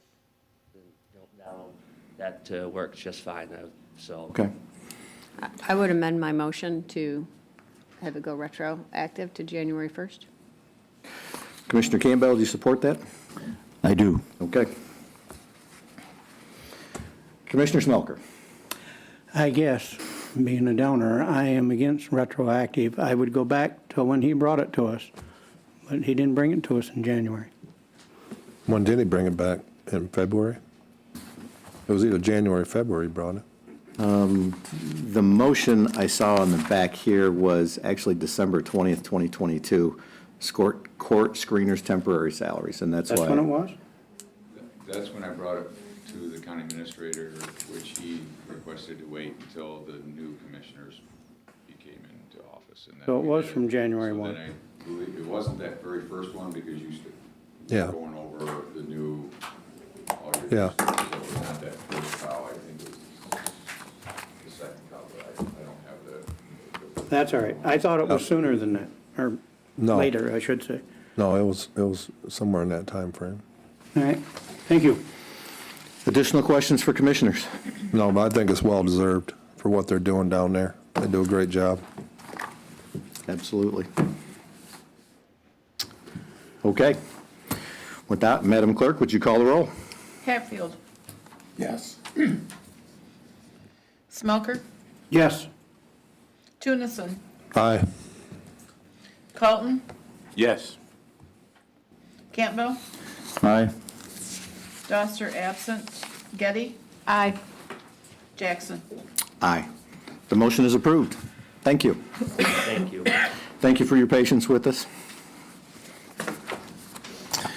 We are going to resume public comment, first session. If you did not have an opportunity to speak at the first public comment in the first session, this is your opportunity now.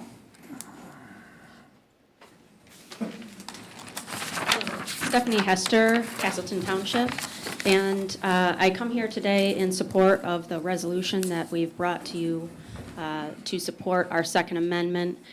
What I want to raise is that the current batch of illegal laws that have been passed against our Second Amendment rights, and they are illegal, they do abrogate the Constitution, they are not the end.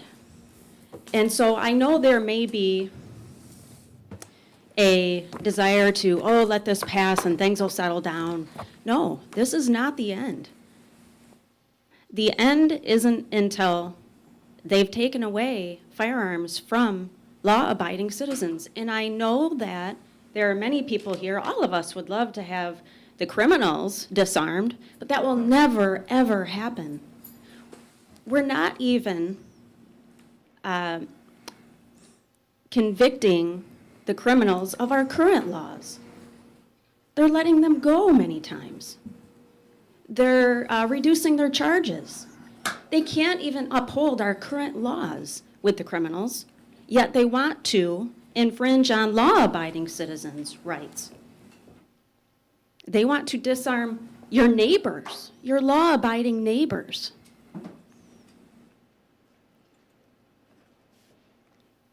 John Hawkins said it best when he said, when a problem comes to your door, if you have to go to one place and unlock your ammunition and go to another place and unlock your firearm, that firearm isn't good for defense. They're only good in that manner for planned activities. And that's not okay. That's not what they're meant for. That's not the only thing they're meant for. They're meant for defense as well. And they're also meant to keep our government in check and to keep our government from turning into a tyranny. Thank you. Thank you, Stephanie.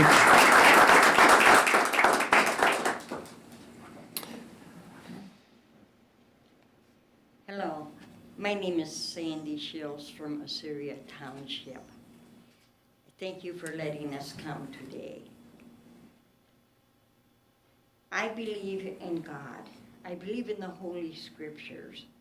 And because our Constitution is founded on God's Word, I believe in the Constitution. I remember when I went into high school, and I had a good patriotic teacher, and she taught us somewhat of the Constitution in school. I don't think you get that anymore. But I do believe in the Constitution. Just recently, I had a Constitution class in my home because I didn't know it well enough. And I encourage, I don't know if any of you have had a Constitution class. I'm not judging you if you have or if you haven't. But if you haven't, I encourage you to do that. So when it's all said and done, I believe in God and I believe in the Constitution because it's based on God's word. Thank you. Thank you. Hi, everybody. I'm Chris Atlee from Freeport area. I guess, you know, for me, it's a thing of honor. I guess I didn't used to have honor until I looked around and the people I thought had honor, I realized didn't have honor. In fact, there's some that would like to destroy our country. There's some that would like to destroy us.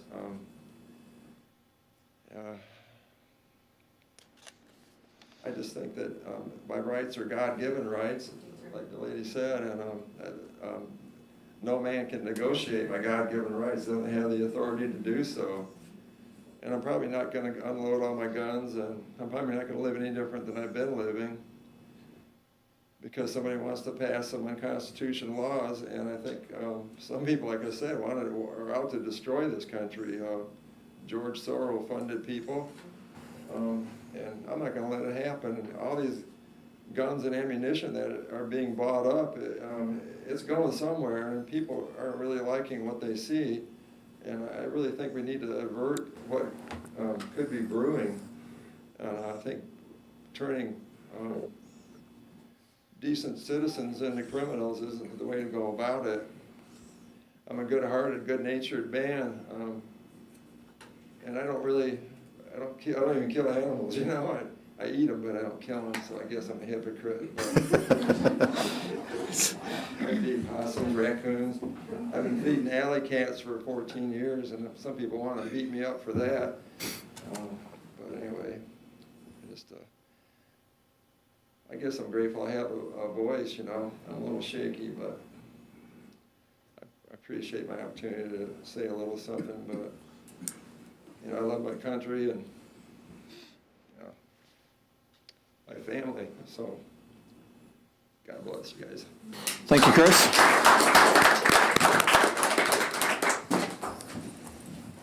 April Taggart, Baltimore Township.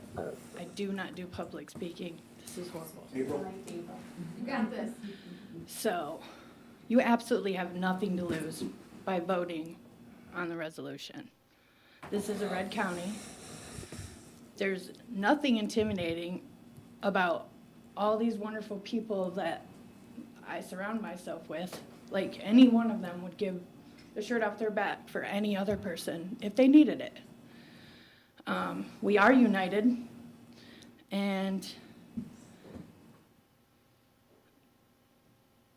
when somebody takes an oath and don't uphold that oath, they are then a dishonest person.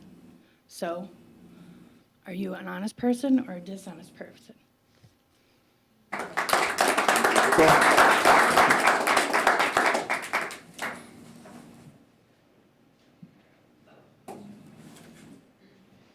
Sharon Olson, Precinct Delegate Irving.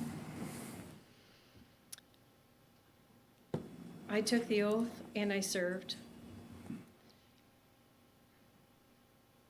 I just can't imagine being in the place that we're at here 5 years ago. 5 years. Look at what has changed 5 years. This started back in 9/11 with the Patriot Act. Now they're coming with the Restrict Act. This is going to be small potatoes compared to the other things that are coming down the pike. We can learn a lesson from nature in the buffalo when the storm is coming.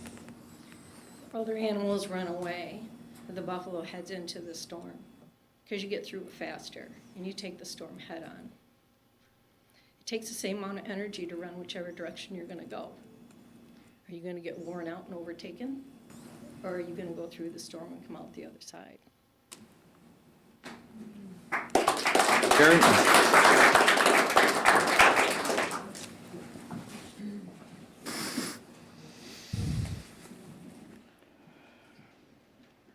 Good morning. My name's Jamie Adams. I'm Precinct Delegate of Woodland Township. My concern is the laws that have been pushed through and passed in Lansing that you've heard about all morning. I want to touch on the red flag laws. That is a very touchy subject. If somebody has an issue with any of you, whether it's right or wrong or indifferent, they can say, he's a risk, a danger to society, automatically come and take our weapons. Do you want your grandfather's weapon that's been passed down to you, taken away from you? There's going to be heavy fines if you don't register all your weapons. I'm a Desert Storm veteran. I took an oath in office just like all of you. I will continue to, the Constitution and execute it to the best of my ability. I do not want to see this. Berry County has been a very safe community for many, many years, but Lansing's going to affect us. The federal government's going to affect us. The laws that they pushed and passed through, they're unjust. The Supreme Court will knock them down, but we're dragging ourselves into a mess that we don't need to be into. We need to all stick together. We are a red Republican county. We've talked about the resolution and members agreeing to our resolution for the Republican Party of Berry County. I expect that all of us follow the Constitution, follow your hearts, and just sit back and reflect on how these laws may affect every one of you in here, your family members, church members, and community. Thank you very much for your time. Danny? Is there additional public comment? I'm glad that I can reach this. I'm so short. My name is Tracy Williams. I am with Astoria Township. I'm precinct delegate for Precinct 1. I work in Nashville as a librarian. I did work as a teacher for 25 years in Battle Creek. I am the daughter of a Marine who is no longer with us. He fought under Kennedy. He served under Kennedy, and he was on his way to on a boat to Cuba during the Cuban Missile Crisis. I grew up with a strong belief in our country, in our Constitution. And when you take an oath, not just for your country, but for God. And I'm asking every one of you at the table, as a David, to help us fight this Goliath that is in Lansing. Because we're all in this together. And I certainly don't want to lose my rights to be able to go hunting or to protect my family or to go after a nasty little raccoon that's after my chickens. As a school teacher, I've seen a lot of things happen to teachers. I've seen a lot of bureaucrats at the top make decisions for us at the bottom that's not helping the children. It's not helping society. It's not helping any of us. So I'm asking you, please, support us in this endeavor. Thank you, and God bless. Additional public comment?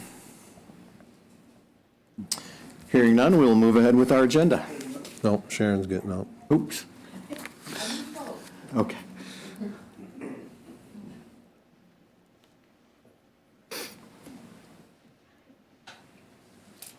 Sharon Zabrowski, Carlton Township.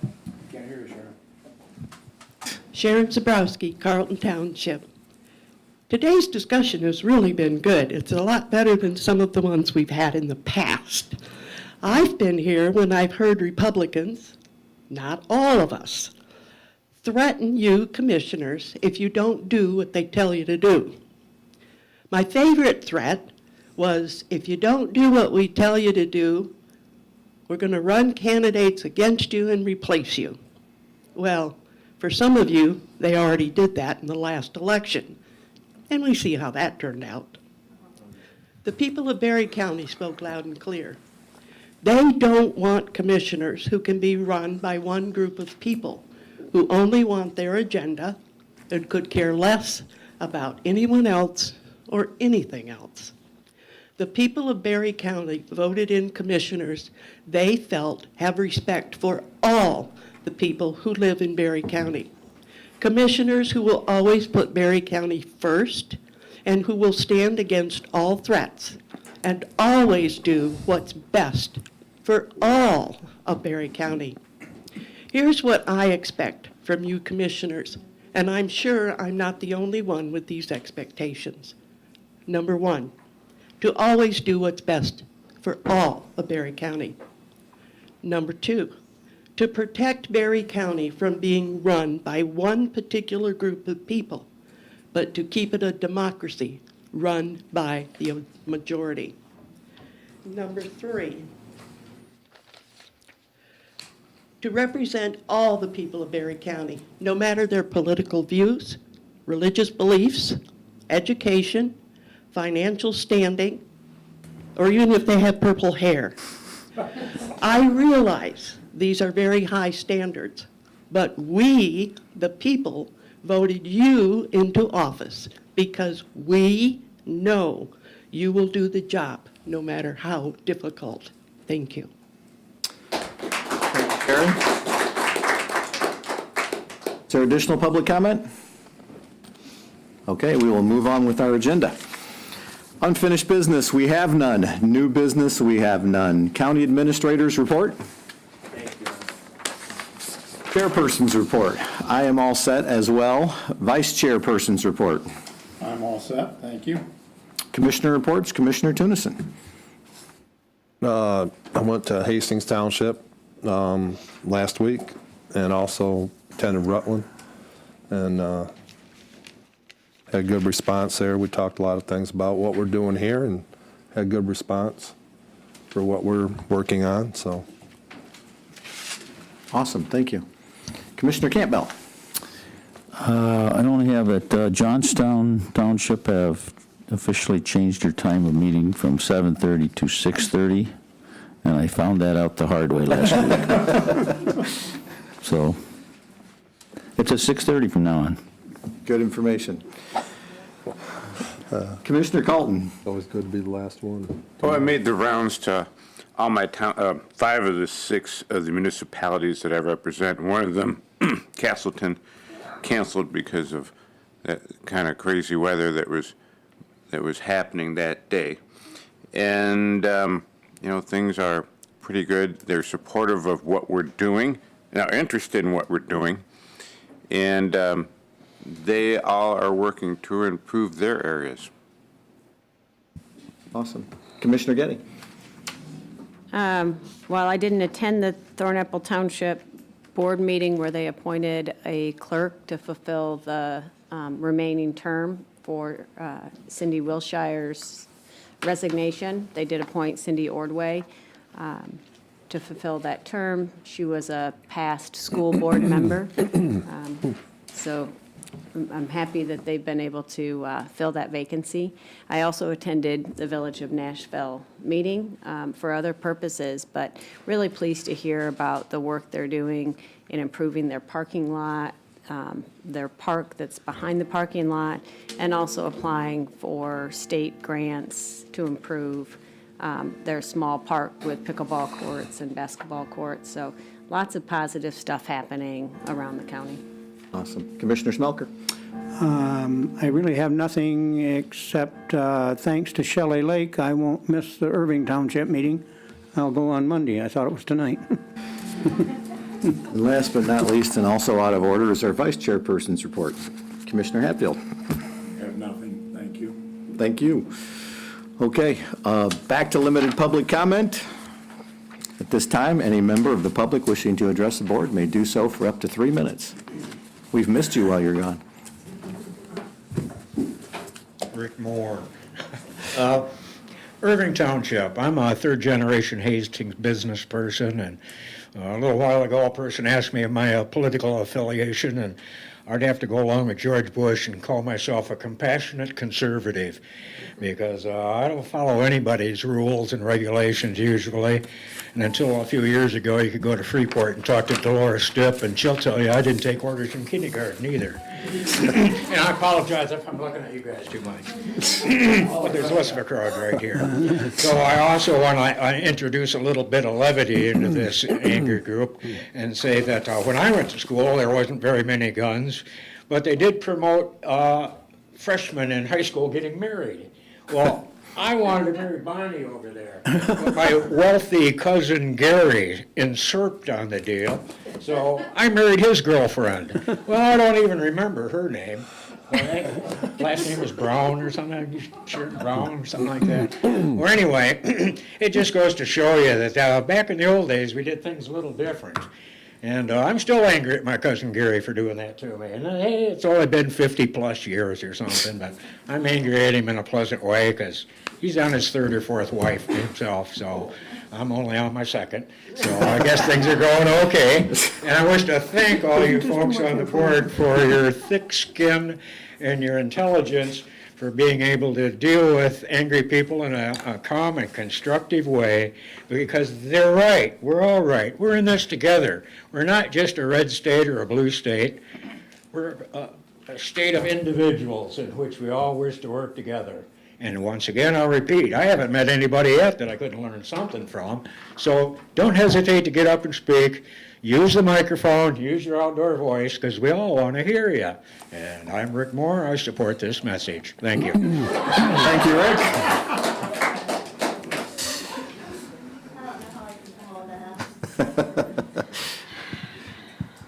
Cindy Twitchell, Prairieville Township. I am also a precinct delegate and on the GOP Executive Committee.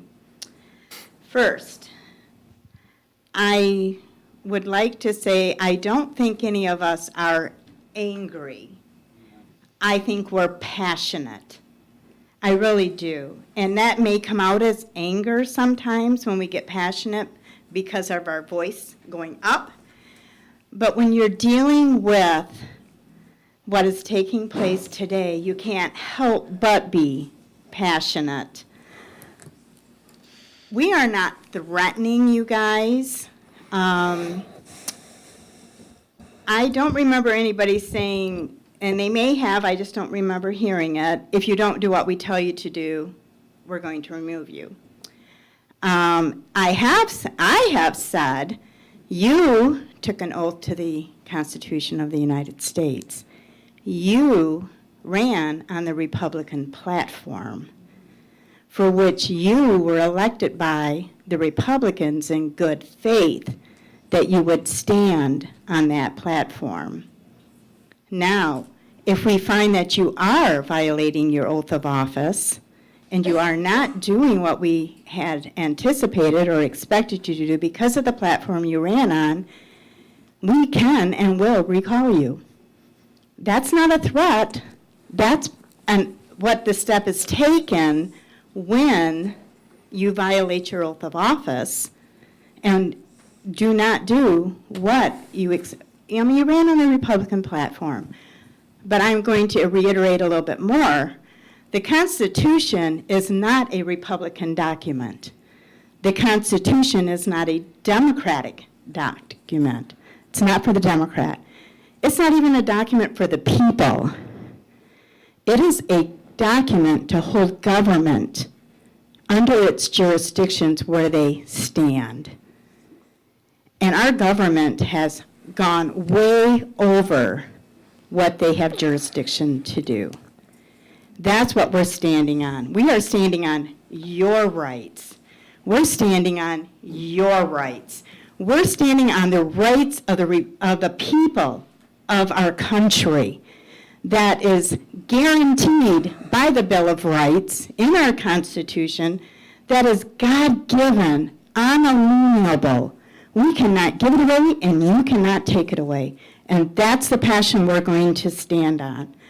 One more thing I'd like to clarify. We are not a democracy. We are a constitutional republic. Based on the Constitution, we elect representatives to represent us. We are a constitutional republic, not a democracy. Thank you. Thank you, Cindy.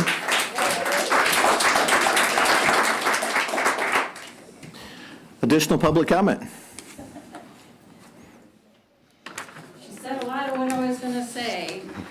unalienable, God-given. You can't give them away, they can't be taken, they are inherent in our identity as human beings. The right to defend yourself against anything. If violence is enacted against you, then you have a right to defend yourself with whatever you have at your hands. The Constitution specifically says that the people are allowed to arm themselves at the same level of defense that the government's military has to come against its people. We're not even we're not even close to that. I mean, we're talking about hunting rifles and handguns, not tanks, not 155 howitzers, which I fired and it was a blast. They're 90-pound bullets. It was fun, I'm not gonna lie. We're not even close to that debate. This has nothing to do with Republican or Democrat. I learned today that this room's divided. I had no idea that we were like party separated in the room till today. Interesting. That's the game that's being played. And we gotta get our head around that game. That is the game that's being played. Divide and conquer is the game that's being played. And if we play that game, we're just fools and we get what we deserve. We have to talk about basic human rights, the right to defend yourself if somebody comes against you. It's not any of my business what you purchase to have in your home to take care of your animals or to defend your home. But I guarantee you there's a sign at the edge of my property that lets you know that this is private property. You may come here if you've been invited to come here to deliver things or if you're a friendly neighbor, but if you're here on official business, then you need to make that appointment with us. We need to know you're coming. That's our right. And we put the public on notice. We put the government on notice. I work for the government. I served in the military. I took the oath to defend against enemies, both foreign and domestic, and to obey all lawful orders. And we were specifically ingrained in us in basic training that if you have officers over you telling you to do something that's not lawful, it's a no-go. People say Hitler killed a bunch of people. No, he killed nobody. His order followers did it. Thank you, Sharon. Order followers.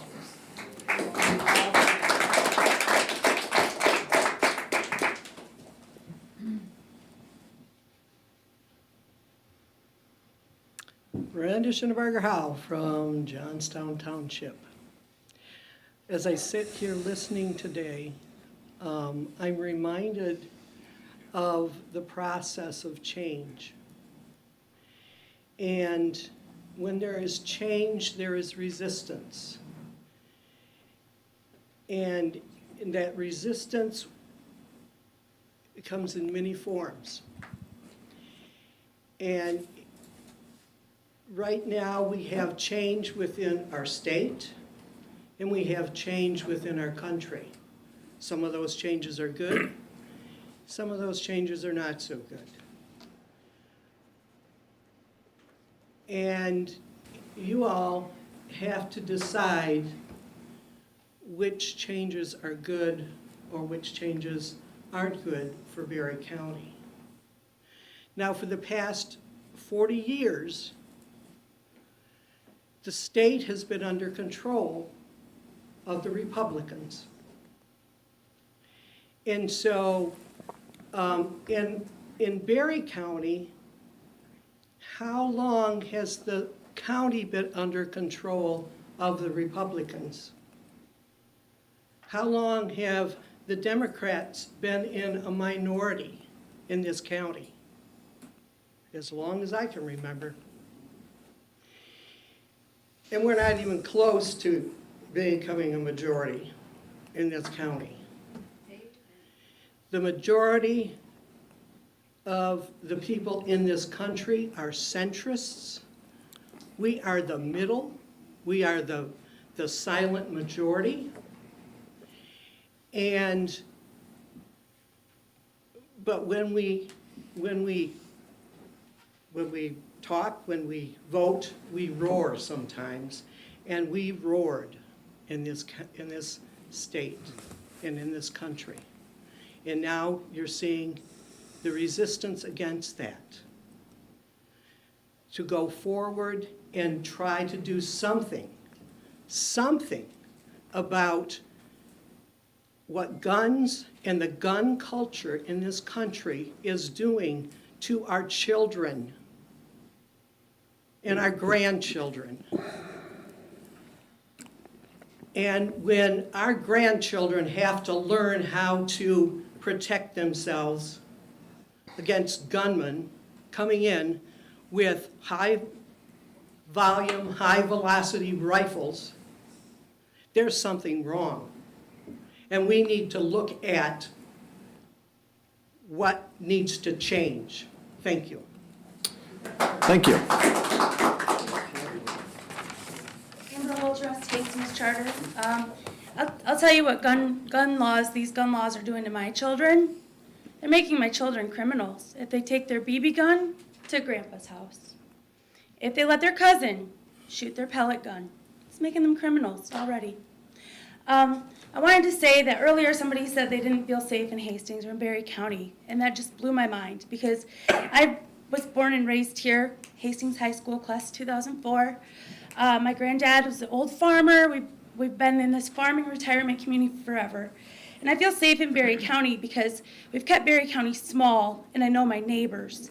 And that's for another meeting and your zoning stuff. But I feel safe in Berry County because these gentlemen sitting right over here.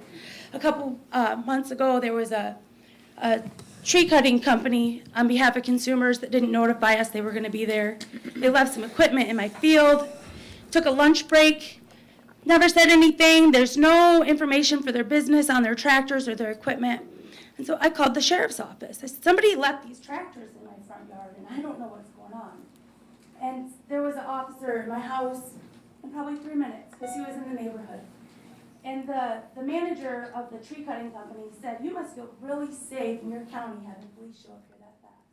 And I said, oh, our sheriff's department doesn't mess around. I feel safe in Berry County because these guys are watching over us, and they do a great job, and most of the time this board has had their backs. And something I haven't heard my friends here talk about yet is the burden that some of these red flag laws and these gun legislations are going to put on our local police department. As far as administrative burden, keeping track of all these extra records and complaints, and as far as staffing and having to follow through on some of these issues, and tracking down who's got what and confiscation and complaints, it's going to be a huge burden for them to upkeep. Thank you. Thank you.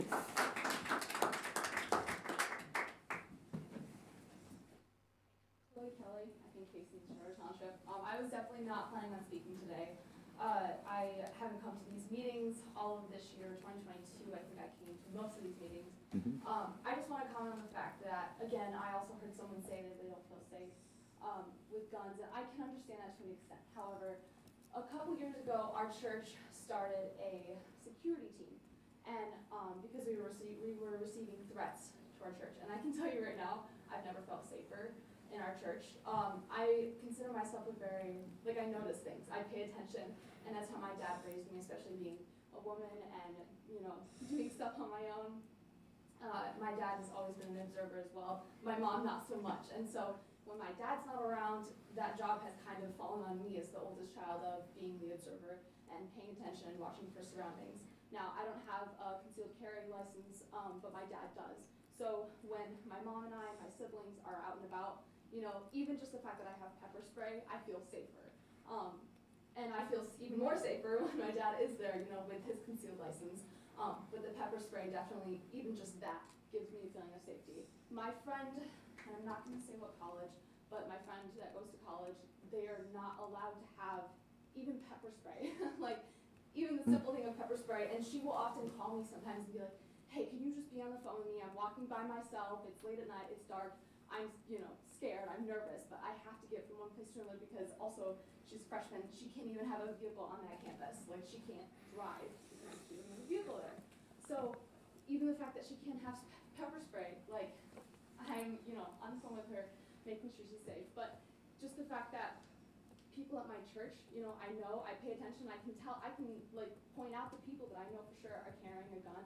I feel so much safer. And for those people that don't feel safe around people with guns, I'm sorry, not everybody with a gun is responsible, as we clearly know. But I can tell you right now that the law of taking away guns, that makes me very nervous. And the idea that someone could say that my dad's dangerous or something and get our guns taken away, that scares me a lot. And I hope that doesn't happen. That's all. Thank you. Thank you, Chloe. Additional public comment? Okay.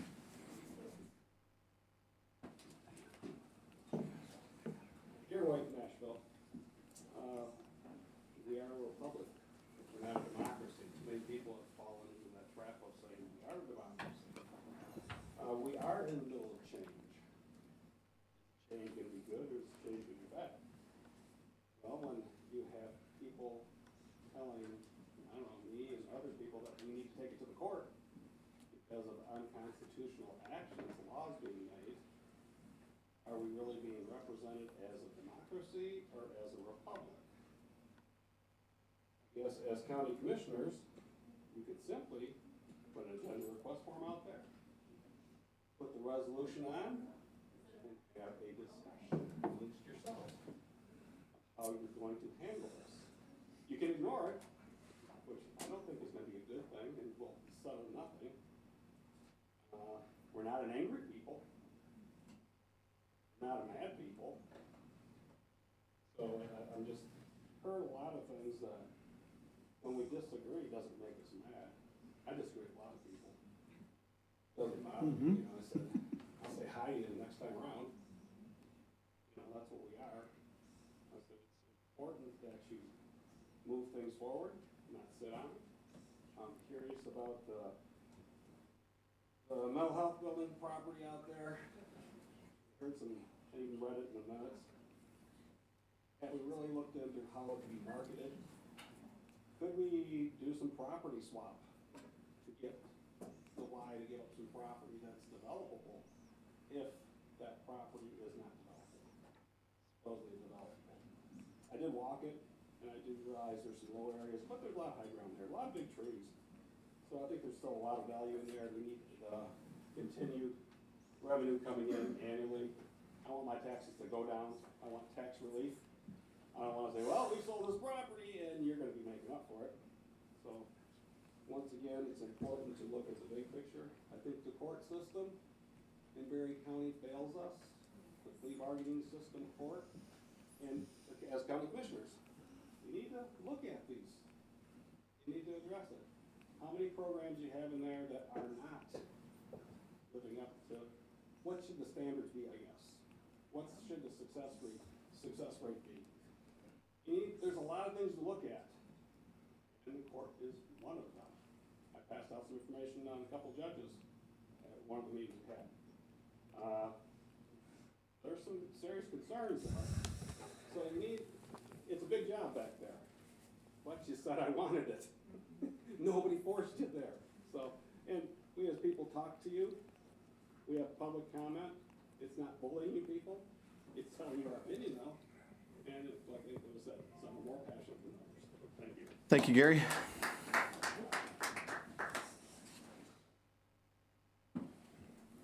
Larry Bass, Carlton Township, and I am a precinct delegate. A couple things I'd like to state. Red flag laws, only 20 states have them right now. Secondarily, 55 counties in this state can afford to make a decision on affirming a Second Amendment resolution or Constitution or whatnot. One of the things I'm up here because Gary touched on a point. How many of you remember when I brought the can a couple of years ago down to a commissioner's meeting, and we were talking about giving the restaurants relief from the COVID restrictions. I should have brought my can tonight today. I apologize for not doing that. But I am making a formal request. It's time the people of this county know where you stand on this issue. Ignoring it is not showing us where you stand. I'm requesting that an agenda request be turned in, and after discussion, there be an up or down vote on whether you are going to have a Second Amendment sanctuary county or not. Thank you very much.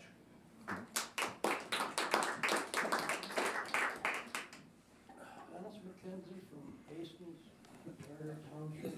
I'm a delegate. I have two words that I want to talk to you about. And the two words are family and love, okay? You know, my definition of family is a bunch of people working together for a common cause. And that's what I want to hold you people to, is our common cause. And our common cause is family and it's love. And with them two things, there's nothing impossible. Thank you. Hi, John Lake again, or still, and I hope I still have a house. My wife left earlier, so, resident of Irving Township.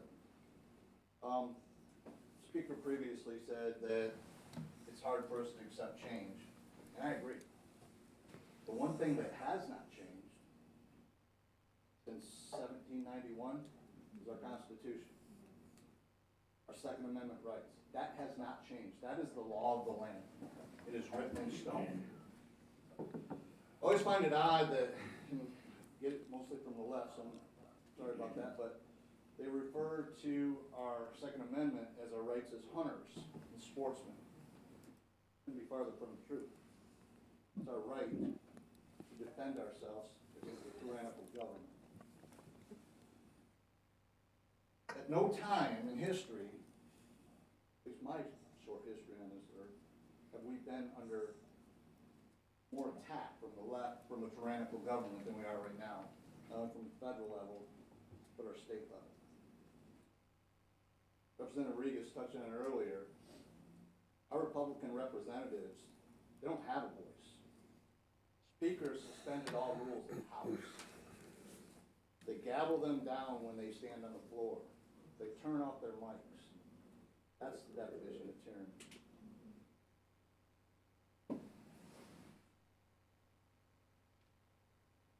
Talked about how all representatives were locked in the chamber.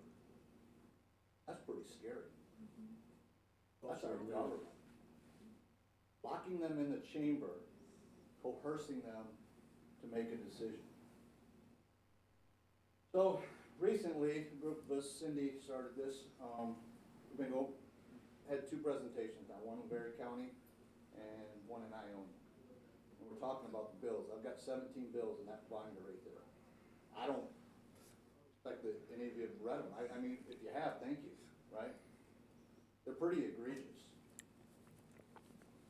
If you want to talk to me afterwards, I will. But during this presentation, we're just not speaking on what the bills are. We're actually having people sign, and we are serving our legislatures at the Capitol. They're being notarized. We're putting them on notice. By doing nothing is being complicit. Right? So again, I ask you guys to adopt this resolution. During my 21 years, one of the most rewarding and humbling and honorable tours that I had was being that on a military burial detail.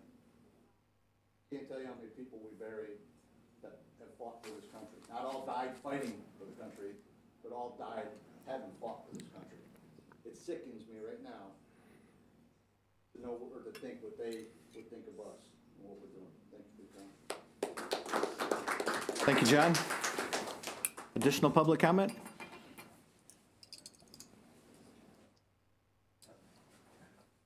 Jim Hooker, EA Springs.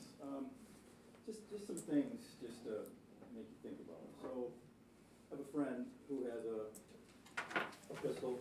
It's an AR style pistol. So it's about the length, it's about the stock. So if you take that stock off and you can't shoulder it, then it's supposedly safe. But if I pay or they pay $200 for a tax stamp that registers it, that says, yeah, I know you got it, all of a sudden now it's safe because I paid $200? We would all agree that's just stupidity. Stupidity. But we're in agreement. We have this agreement amongst us. We are not divided. But we don't understand why these things are happening the way they are. We have to go to court here, right? I don't believe you are any more, one way or the other. I just don't believe that's right. But this is the way these laws end up going south. Look at Michigan State. That person was up against a judge, and they did not apply the felony law to that person who committed that crime. So if they would have applied the law like it was for anybody, that would have been a felony, that weapon wouldn't have been able to be purchased. We would have saved 5 kids at Michigan State. That's sickening. But that's about applying the laws that we have. When we say that, that's what we ask for. These are soft targets. Soft targets are, right now, we have officers in here that if I walk through that door, I'm not gonna make it past my first trigger. So you're gonna tell me that in a school, having that officer walking around that school or concealed, talking to those kids, being part of it, that that's more traumatic than watching people get killed right in front of them? I'll take that officer and that concealed weapon any day, and I would think you would too if you really thought about it.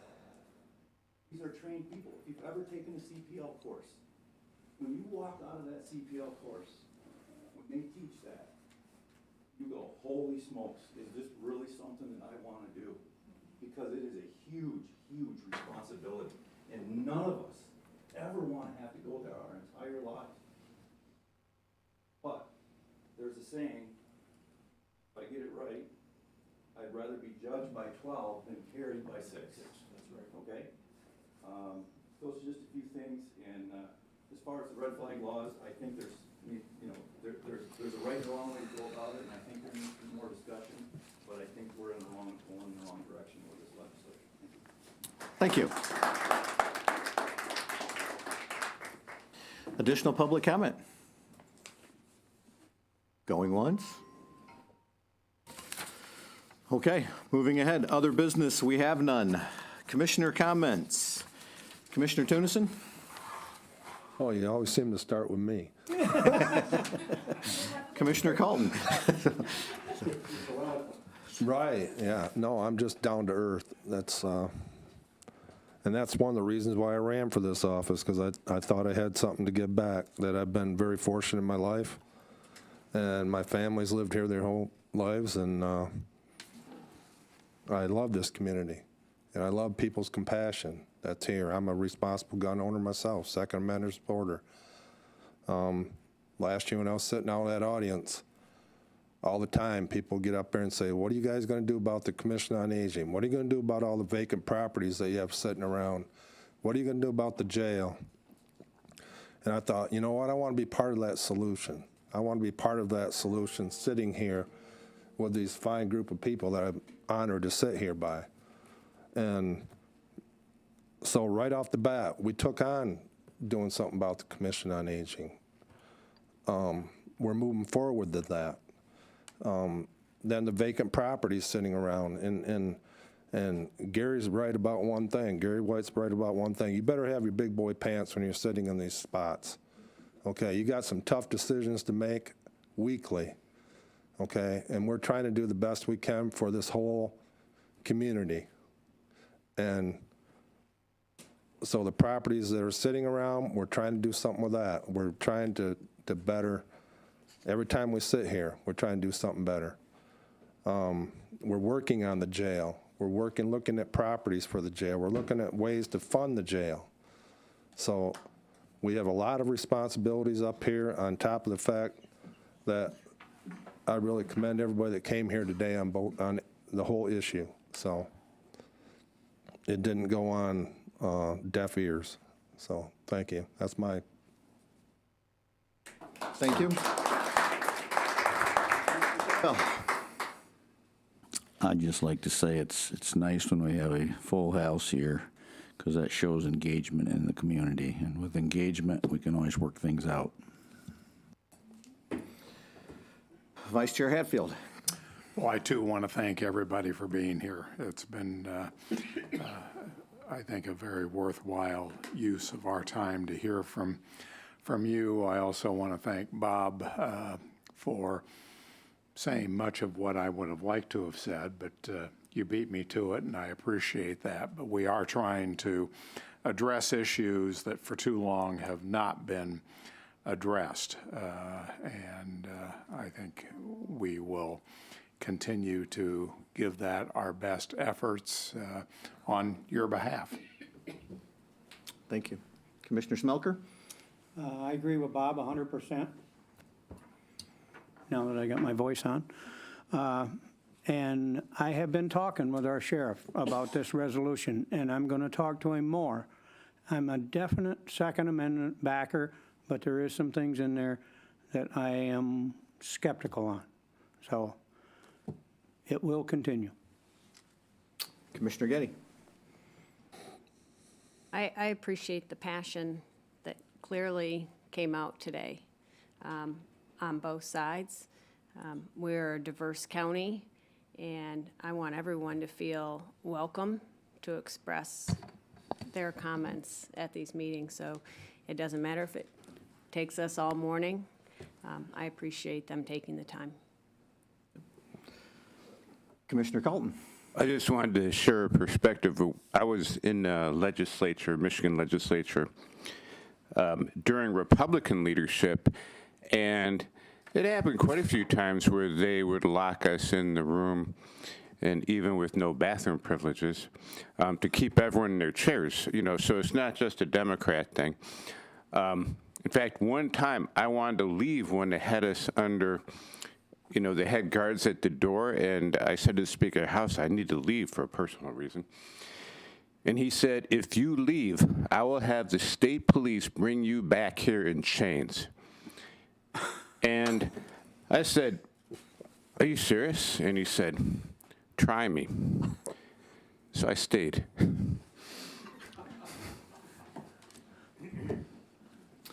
Thank you. What would it be if I didn't have a few words to say, huh? But number one, thanks for everyone that participated this morning. We had some really heartfelt, well thought out, well said, positive comments. The thing I really appreciate is after the last 2 or 3 years that the decorum in here was sensational, that the people were very well spoken on both sides, no matter what side you were on. It was great to hear you speak from your heart and tell us what you're thinking about this and what you want us to do. Very appreciated. It hasn't always been that way, as some of you have seen over the past years. For my friends at the Barry County GOP, I appreciate the passion because it's kind of been renewed and revived. I see there's a new focus and a new energy that maybe it's lacked in the past years. And I think some of that is because of what's happening right now, that, as one of our other speakers mentioned, it's been 40 years. And it's not just the fact that there's no Republicans in the governor's office or the Secretary of State's office. We've lost the Supreme Court. You've lost both chambers of the House. This is kind of an unusual place, and there is some angst. And when it's been 40 years, you're bound to see some pushback and go through. So we know we can feel that tide changing. And it was interesting because one of the people I was talking to at the GOP was talking about how 9 districts were determined by an average of 715 votes, and that changed the balance of power in the county, or not in the county, but in the state, in both houses. So when you think about the importance of that, the importance isn't necessarily what we do with a 2A amendment, but it's what we do as voters and how we project that going out there on either side. But I guess the fundamental question that maybe this board has to decide on going forward is how we view ourselves, because we are all elected Republicans. I did attend the last GOP meeting. I did vote for both resolutions because I'm a 2A guy. I own weapons. I'm a hunter.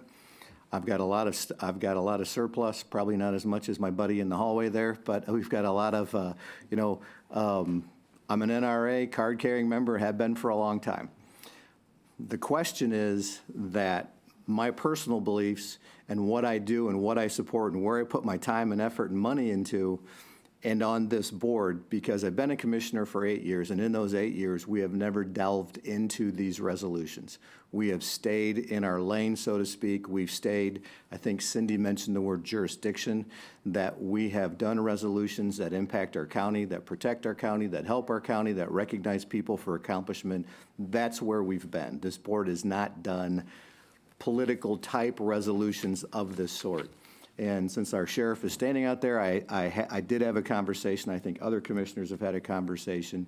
And if I'm misrepresenting those statements, Dar, feel free to tell me. But I think his words were that the 2A sanctuary county doesn't do as much as saying we're a constitutional county, that the support wasn't necessarily there from him or from just because there's no teeth in it, but do we represent the Constitution, and is that what we stand for? Yes. And I think the answer is yes.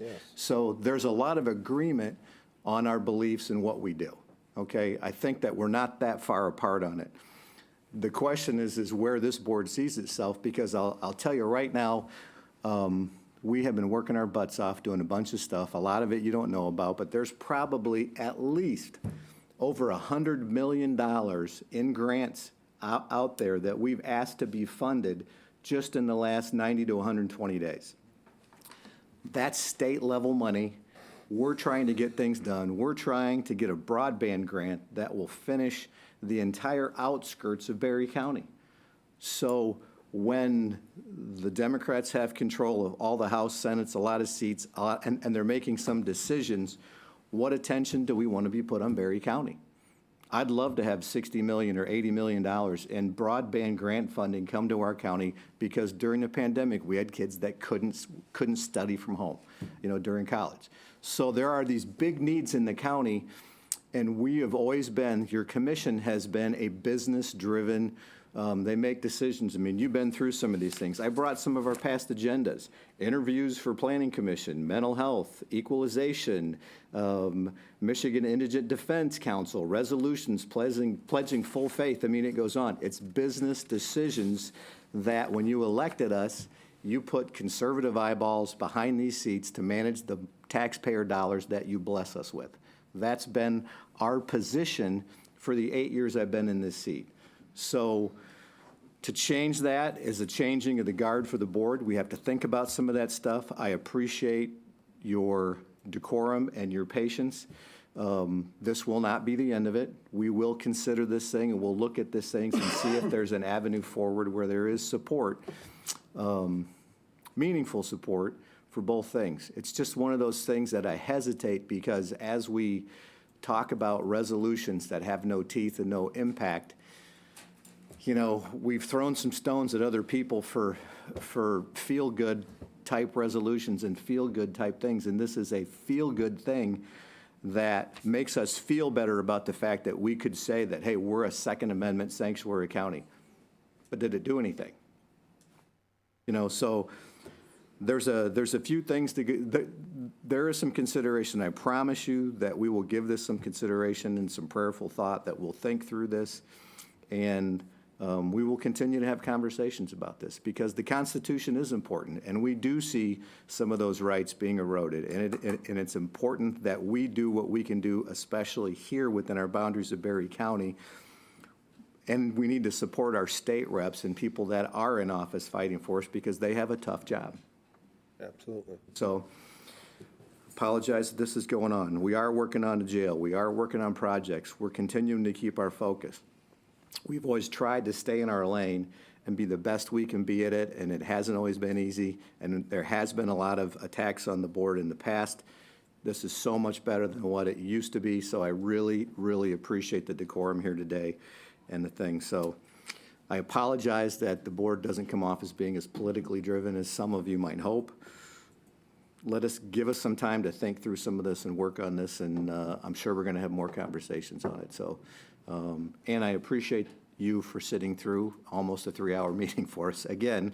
So, but thank you. We'll continue to have these conversations. We are adjourned